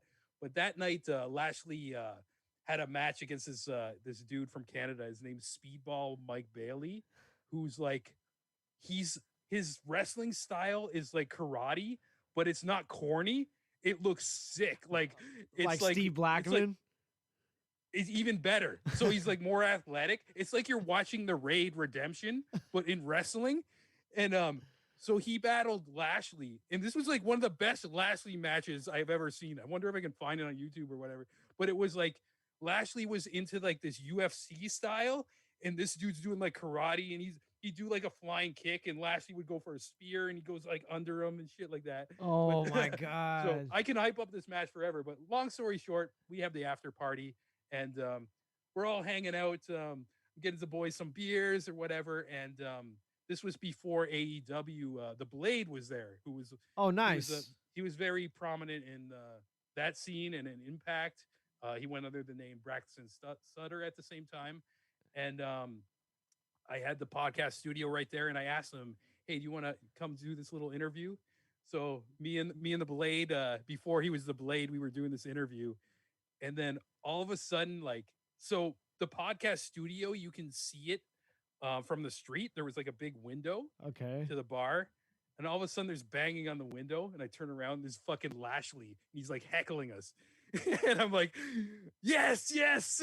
And they're like him and Braxton Sutter, the Blade, they have they're just friends or whatever. So he's just like ribbing him and everything. And like Braxton's like ribbing him back. And I'm yelling at Lashley. I'm like, I need to get you in here. And it's like, whatever. So he's all chilling. And even throughout the night, I'm like, I'm gonna ask him to if if he's interested to do this, but at the same time, he's here to party, he's here to chill, and I'm just gonna play it cool. And if it comes up, that's awesome. I'm not gonna cut into his conversation where with all his Yeah. friends, but he was cool. He was drinking these ciders, like we're all getting bombed. Like even the fucking the bar had like such like this weird menu where they had like deep fried crickets and nobody orders them. But Lashley was just like, yeah, this sounds fucked up. He ordered everybody the crickets. Hell yeah. But okay, long story short, he It's goes amazing. outside, and I'm sitting at the table like with one of the production nerds of the wrestling thing, because that's like my comfort zone, you know. He's the guy who's like kind of Right. this guy's the Avo of the wrestling scene Nice. in Toronto. Like he's Nice. the man. So I'm sitting there across from him. Lashley comes back in the bar, and I guess he met the production guy earlier, and we're just chilling. Just pulls up a chair right at our table, and I'm just like, oh, that's cool. So I was just talking to him and playing it cool, not geeking out, being a fanboy or whatever. I was talking about Yeah. his match that night. I'm like, oh, that was so fucking cool. And he's like, yeah, they gave me this short guy, and he's like, I never heard of him. I'm like, what the fuck is this? And then when we started wrestling, he's like, yo, this dude should be like the biggest star. Like he was bigging up the speedball guy forever. And then we just going into small talk. And then all of a sudden, like in mid sentence, he goes, well, you know what Vince McMahon always told me? And that's, I cut him off. I'm like, wait, okay, hold that thought. This is when I'm just like, I don't give a fuck. I'm like, hey, bro, can I take you and you can tell me the rest of the story on the mic over there? Hell He's yes. like, yeah, sure. And he Hell ended up yes. just being like the nicest fucking guy. But that was the moment where I'm just like, okay, I'm gonna shoot my shot right now, and he's just chilling Amazing. there. But I cut him off mid sentence where he's like, yeah, you know what Vince McMahon always told me. I'm like, no, you're going in the room. I don't That's give a fuck, dude." amazing. I mean, Yeah. if there is a way to shoot your shot for that though, that's the way to do that. And Yeah. it's so amazing that like you mentioned that, and like I fucking love that you did mention that, because like I've even explained to some of these guys like before, because some of these guys will really make them so like you know, first impressions are everything, and like perception is reality, which is a Vince McMahon quote. Mhm. And you know, you could really like just having one moment of putting your foot in your mouth could make like or break a difference between like your relationship with this person like entirely forever. Like even if they're cool with you down the line, it'll be like a, you know, I don't really know what to make of you first, because you know, that one time you kind of just came up to me or wherever, you know, wherever the fuck. Like you can really weird some people out sometimes. And it's so crazy because of just me understanding that kind of early, especially within the battle rap world, I've got to meet so many cool fucking people in like in situations that like I could never like I low key had breakfast with Hollow the Dawn and Thesaurus once, just like because I Yeah, kind of yeah. just showed up it was like town business. Dan had me come in with him, and like he was doing like the commentary and whatnot. So he was just like, oh yeah, just make sure you show up with me early or whatever. We'll like smoke and like grab some food or whatnot. So I'm doing that just to make sure I'm there early and we're just hanging out and smoking. And then like he's like, yeah, pull up a chair. And then I pull up a chair, grab down, sit down, take all my stuff. Hollow the Dons on my right, fuck it, the Source is on my left. They pass me the blunt. I'm like, oh yeah, cool. You know, I'm not all like, oh shit, it's Hollow. Oh shit, it's the Source. You know, especially with the Source. But you basically become their peers, which is even like if you were a fan prior, if you're putting in work into the scene or just any small scene that maybe you're originally a fan of, like yeah, in time you're just gonna become one of the boys too. Yeah. And I almost often forget, like I mentioned the story before I started filming, I was watching Grind Time.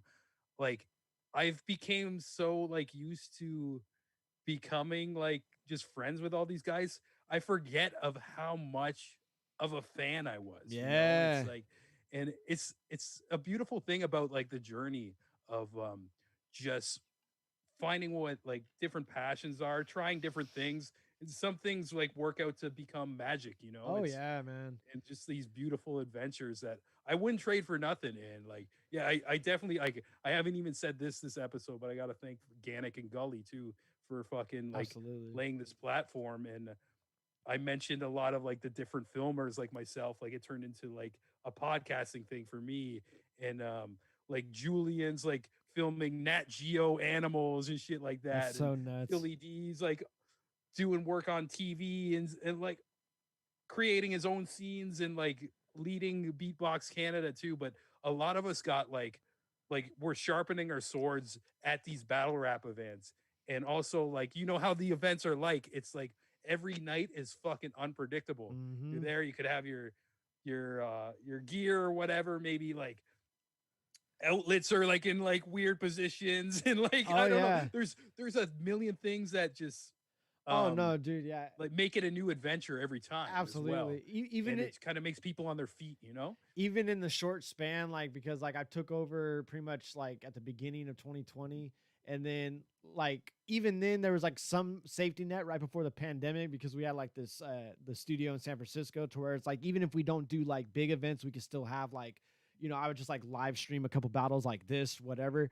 But when I started actually having to be like, all right, like go back and forth with Dan and like, you know, like orchestrate like an actual place, like when we very first started, because we'll be doing this shit at fucking a biker clubhouse because they got this like awesome outdoor area and it's like best fucking security naturally. Ain't It's nobody so gonna fucking dope. pop some shit off. And on Yeah. top of that, because it's this outdoor area, we get to have like all kinds of like, you know, we got all kinds of like pop-up booths just selling fucking a bunch of different shit, mostly, you know, allegedly flour concentrates, edibles, all that goodness. You know, we got tacos fucking going, all that kind of shit. So we have just like such a great vibe. And when we first started this last year, I'm fucking in the corner, no fucking shade over me whatsoever. Fucking I'm like plugged into like this one outlet where I'm just like I can't really move because like my shit's only plugged into this and all this and that. And then now like fucking last month I do an event. I got like this like container that just has all my shit. I got like the extra long ass fucking extension cords. We got this big ass fucking easy up. It's Fuck, all like trial and error. no, Man. every single time. Like I wish somebody was like recording like the behind the scenes from like last year till now, because they'd just be like, it's so like it'd be so hilarious how you just be like, oh yeah, they didn't do this, this, and this, and then the next time around we're like, all right, well we did it this fucking time. Like, oh, you still didn't do this thing, and then all right, we did it fucking this next time. So Yeah. And yeah, I like, love this shit. yeah, me too. It's I don't know, that kind of training and everything and having that embedded in, like after a while it becomes just natural, you Oh know, yeah. and you're not freaking out when a situation happens. You're like, okay, like right away, how do I deal with this? Blah blah blah. And I feel like having that experience in the battle rap universe um really helped me with the podcast to keep it Right. going, keep it growing, and just fucking shaping it into what it needs next. Or if I fuck something up, just like figuring out a way to patch it up and everything. And like, yeah, Absolutely, man. yeah. No, for sure. But hell, man, we went 2 hours, and honestly, it was a blast. Like I don't even. Dude, like, that went by so. It went by so fast. Like fucking I fast, could man. like I said, I kind of felt like it would be this kind of a situation to where like at no point was I ever like checking the time, be like, all right, well, hey man, I got fucking things to do. Like at never one point was that. So much fucking love and fucking thank you just for fucking coming on and making my job easy and just also for giving me fucking a bunch of entertainment while I'm at work. I very much appreciate that as well. Oh man, I I'm appreciate that so much, man. And especially like I don't know, like this was so enjoyable because we've been kind of like just talking on the internet here and there yeah. in wrestling for jerk bags. Just like and just had all these random mutual friends, and I knew we were gonna have some conversation, chemistry, and stuff like that. But this is amazing. Like I could probably talk for another 5 hours with you, man. I feel Like, I the feel fucking like we just I feel scratched some this dude, I feel the surface. There's a same like million stories in my head too about the wrestlers, the battle rap. That, dude. but maybe down the road we can do another one. I can have you on my thing as well, and Oh do yeah. some cross promotion I would too I and would stuff. definitely love to have you on another one. If you would have me on, I would like just to be a complete mark, I would absolutely do that at a drop of a fucking hat just to be Fuck on yeah, a show. we'll make it happen. Maybe around like a bots or something you're Fuck promoting or yeah. something too. And Just yeah, and we're doing like events like once a month throughout the rest of the year too. So that would be a very easy thing. I got a big event coming up in July, so maybe we can work something like that out. yeah, Just because yeah. it'd be And a huge honor to be on the same guest like fucking panel as some of the folks that you've had. To I'd be like, holy shit, yeah, definitely, yeah. man. Because the thing too about the show too, it's not always about the names. The names help, No, and for sure. I got some things lined up. I don't know if I should announce them because sometimes I say things and then they can't cancel Nah, on me. yeah, But I've learned that lesson but too. at the same time too, it is just about community, and it's more about the creative spirit. It's about guys like you who are just out here doing it, man. Oh It's yeah, just because it you fit the show, man. You're thank you, man. Because even though I say that, it's not even necessarily like, oh, I recognize this person. It's not even like on a notoriety thing. It's like yeah. it's who they are as people. To where I'm just like, man, I resonate with anybody that just like bets on themselves and like really tries to go all in with everything. Because like, and like, I'm sure Dirtbag Dan is fucking tired of hearing this shit all the time. But I try to remind him all the time. It reminds me of this conversation I heard once about John Bernthal when he finally got to work with Robert De Niro. He had this like moment where he like broke down and cried. And he's just like, you don't understand, man. Like you're my hero and all this. And Robert De Yeah. Niro's just like, yeah, I don't, you do these things and that's kind of it. It was just Yeah. like it was just like this weird defeating moment for him to where I'm like I relate to some degree because for Dan it's just like, oh no, yeah man, I just doing lots of fun shit, I'm glad you liked it, to where I'm like, you don't understand, man, I was almost fucking homeless watching your shit and it inspired me to do Yeah, shit. And dude, and he's just kind of giving it back too. And yeah, also to point out PH in your picture behind there too. I ended up shooting his last battle. And, holy shit, that's man. that's like an honor that you don't want to have. It's Yeah, like that's kind he's of gone too young, but it was a GZ battle, and he had at that moment the same spirit where he's on the main stage. But I even remember like in KOTD Talkback being like, I want to do a GZ. Like GZ was yeah. getting exciting, but his mindset is like, yo, I want to give to this growing little scene here. And yeah, he ended up doing the GZ for his last battle. And Yeah. yeah, it's just like kind of related to what you're talking about. I know you feel like maybe Dan's like giving back to you too, and like I don't know. Lots of people like I get some like unknown artists sometimes too, and they overly thank me and just being like, "Oh, I can't believe you had me on your platform" or whatever too. But I think they all belong there. It's not like Yeah. because they see the names like the Strombolopolis and like Biff Naked, and like I can go That down was like a another great huge one I just listened to today as well. yeah. Like it made me go and follow her page because you were very much about like, oh yeah, she's just always fucking posting very positive things and messages. So like it made me Oh want to go yeah. do the thing same as well. The- But sorry, I didn't mean to take you off. oh no. It's all good too. Like even like that's cool that you followed her page too as well. That's another trippy one where it's like somebody I would watch on TV, and now like I think out of all my bigger name guests, she's became the closest friend of that batch. That's awesome. And I never say that to like when we're conversing like in a text or whatever, Yeah. but always in the back of my mind I'm like, this is like crazy. This is like a fever dream of how just kind of following my passions connected, directly connected to me, or directly connected me with like things that were my passions. You know, like Yeah. I don't know if I'm making sense. It's like 2 a.m. in Toronto time right now, but fucking, it's just like um, there's magic that happens when you bet all in on yourself, and it's it's more than I can explain. It's just something you just got to do. And Yeah. like I mentioned, like my path at the beginning, it didn't make sense at all. But yeah, it's crazy. Like when you follow that feeling and you work hard and you try to better yourself and you also don't give up, because there's going to be times where I heard this quote. It's like, you know, you're a professional when in what you love, when you wake up some days and you hate it. And I had that way with battle rap too.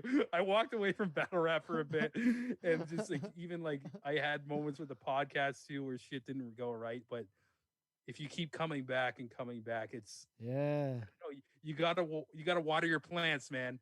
Like sometimes they're not gonna grow the way you want. It's all unpredictable. Yeah. Plant a seed and it's gonna do its thing, but you still gotta show it love. You gotta give it sunlight, water, you know, and like shit's gonna happen. And sometimes it takes longer than other people. Like some people might get discouraged. They see people pop off, like get success overnight. But I'm telling you, from a guy who just grinded out for 10 years and maybe wanted to quit 1,000 times, um, I'm so fucking glad I didn't. I don't know what I'd be doing. Hell yeah, I'd probably man. just be depressed, like living back in my hometown, Niagara Falls, um, and just wishing I didn't quit, maybe. Like, Right? because you can't, like, I don't think you can live with that what if, you know? And I can ramble forever, but I think that's what I'm gonna leave off with. But thank you so much for featuring me on this. And like I Hell yeah, mentioned, man. I've been subscribed to this platform for so long. Counterproductive. Shout out to Dan, my extended fam. Man, I haven't talked to you in a very long time, but I want to send my love to you. Yeah, And no, I seen him in the chat early on, and he said if I could even just to make sure I say it verbatim, he said, oh, no Sean, way. easily one of my favorite people I've worked with. Big love, my guy. Yeah, I kind of neglected the chat on this one.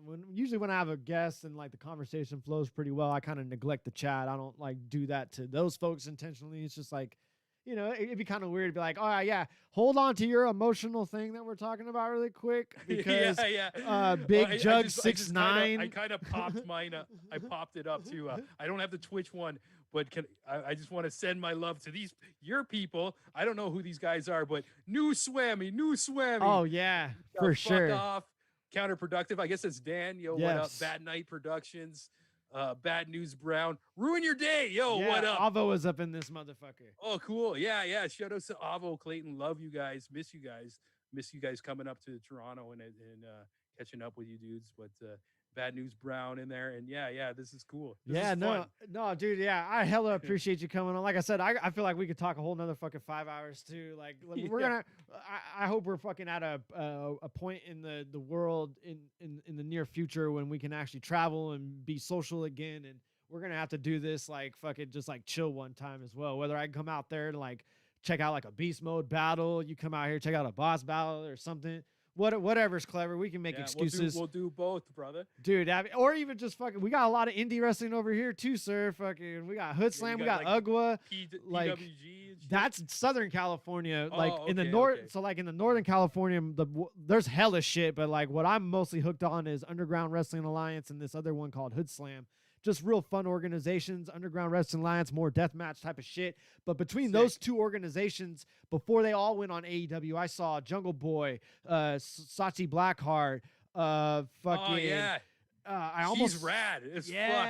I almost saw fucking Willie Hobbs one time. I saw fucking Stephen Bonner. Like, there's a bunch of like a lot of talent from out of the Northern California area as well. But yeah, no, there's a lot of shit out here too. So we can make excuses happen. And just to even kind of leave you with something too, just because you left me with something fucking great there, and it reminded me of something that Ohms once told me. I don't know if you're familiar with Ohms. I am. Oh yeah, Actually. dude. I talk to him on the phone a lot, like just while I'm at work. Like it's not even battle rap related. Like we just like be pumping each other up, and he'll just be telling me stories about like him taking fucking rhino dick pills and like just fucking his girlfriend for like 3 hours, and he feels great about life.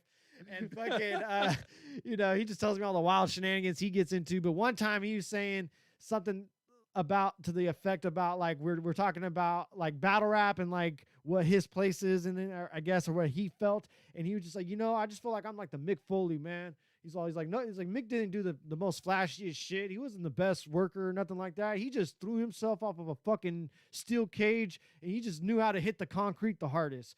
He's like, honestly, man, I'm just trying to live life wondering like how hard I want to hit that concrete. And ever since he's told me that, like I've tried to like live that as much and all those things as well. Like how hard do I want to fucking hit the concrete today? Like in more ways than one. Cause it's like what you were just saying. How many times can you come back to this shit? Cause that's where you really fucking, that's where you really start growing and really start building upon whatever you're making. So Yeah, I love that. much love. I never met Ohms, but shout out to you. That's a Oh good yeah, quote. dude. Yeah. That's a good quote. If you happen to come out for a bots event, try to do it for an Ohms battle when he's on the card. That's a magical human being even outside of battles. Even like so many like stories of both battle rap and wrestling are flowing through my head, but I'll save them for next time. Oh, absolutely. We can definitely make this fucking more excuses to fucking make this happen. Like, damn, I should have told this one. I'm the same right now too, because I want to like even talk about like wrestling and all that stuff. But yeah. No, we'll definitely fucking make more excuses to do this, sir. Fucking I definitely enjoyed it a lot, so I'm glad that you did as well. I'll definitely be keeping my ears open for the next Creative Imbalance podcast. Yeah, and I want to mention too, they're coming soon. Like I told you while the cameras were off, we were just kind of in our own Zoom call. A month ago, I had a little fire in my house, or actually the neighbors did, but it had affected my situation. There's been construction for like a whole month. I had to like put off episodes or whatever, and I'm in such high spirits today because this was like the last day or like the day before was like the last day any workers were coming in, my landlord, all that shit. And now I could just get back to my mission. So yeah, if you guys are checking out the Creative Imbalance for the first time, you'll see there hasn't been a show in the month, but there's so many coming around the corner, from filmers to comedians. I got to get some more battle rappers on there. I got some more wrestling ties. We're gonna get you down the road too, and like we'll just keep it rolling. But again, thanks for featuring me on this awesome platform, man. It's been a pleasure, sir. Dan, you man, like fucking amazing. Thank you. Yeah, no, fucking, you got an open door fucking for this show. Fucking, I'm glad to fucking fulfill the fucking, make it all full circle around over here. And yeah, much love to you as well. Hope you have a fucking good night. And fucking, I'm looking forward to all the episodes coming forward, sir.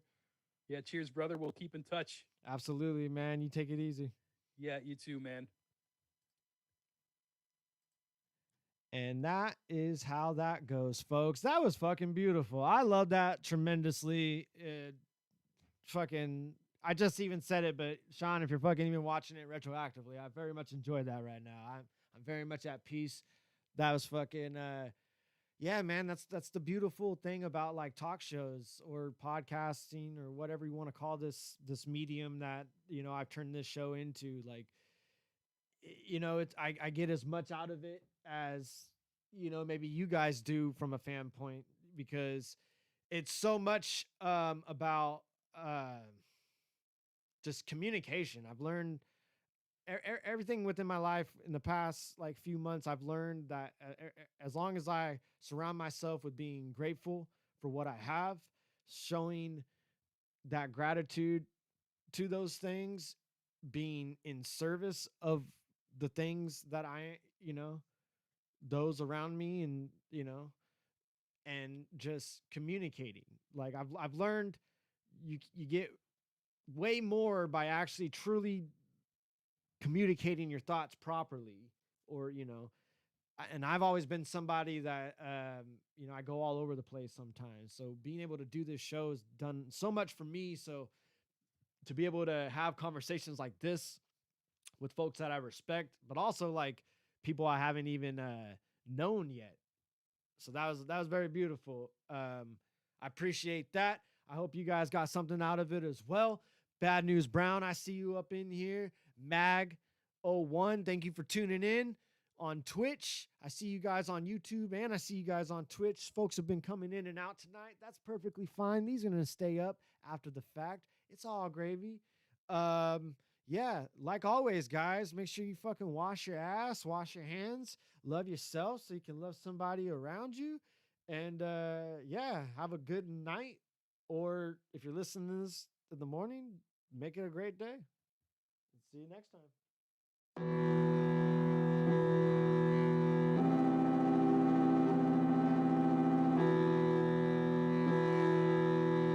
Look, yeah.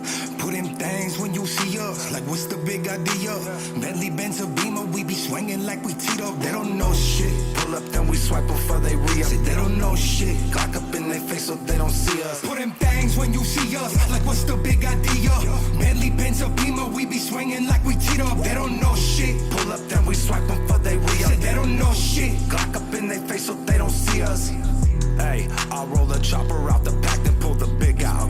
She think I'm Rambo when I'm shirtless with the stick out. Black on black when we attack, we never stick out. I get to squeeze until it's empty, pop the clip out.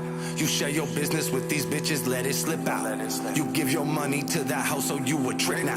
I don't say shit to the bitches, pull my dick out. First we fucked and when I'm finished, I'ma spit. Shit, my dogs is barking and got the taste for blood. Pop shit, you get your top split, I left them laying her. Nine true, you get your mind blue, but what you tryna do? Slide through, must I remind you? I be almost sipping a 40, gripping a 40, I'll let one go up at your face and get distorted, End of the story, it's not important, we celebrate and spin your block up in euphoria. I got magazines for your issues, activate with the pistol, I'm at your face like some tissue. If I bless you, I won't miss you. Bullets guided like a missile, now they gliding through your tissue. Hit your bitch, your friends, your family, anybody riding with you. Little bitch, I walking like I'm God, but I'm a demon to you. Little bitch, I keep the pump on deck, but I ain't cleaning the pool. You feel that barrel bust, you feel that marrow crush. Little bitch, I rock enough gold to make a pharaoh blush. You put in things when you see us, like what's the big idea? Bentley, Benz, or Beamer, we be swinging like we teed up. They don't know shit. Pull up, then we swipe them for they re-up. They don't know shit. Glock up in their face so they don't see us. Put in things when you see us, like what's the big idea? Bentley, Benz, or Beamer, we be swinging like we teed up. They don't know shit.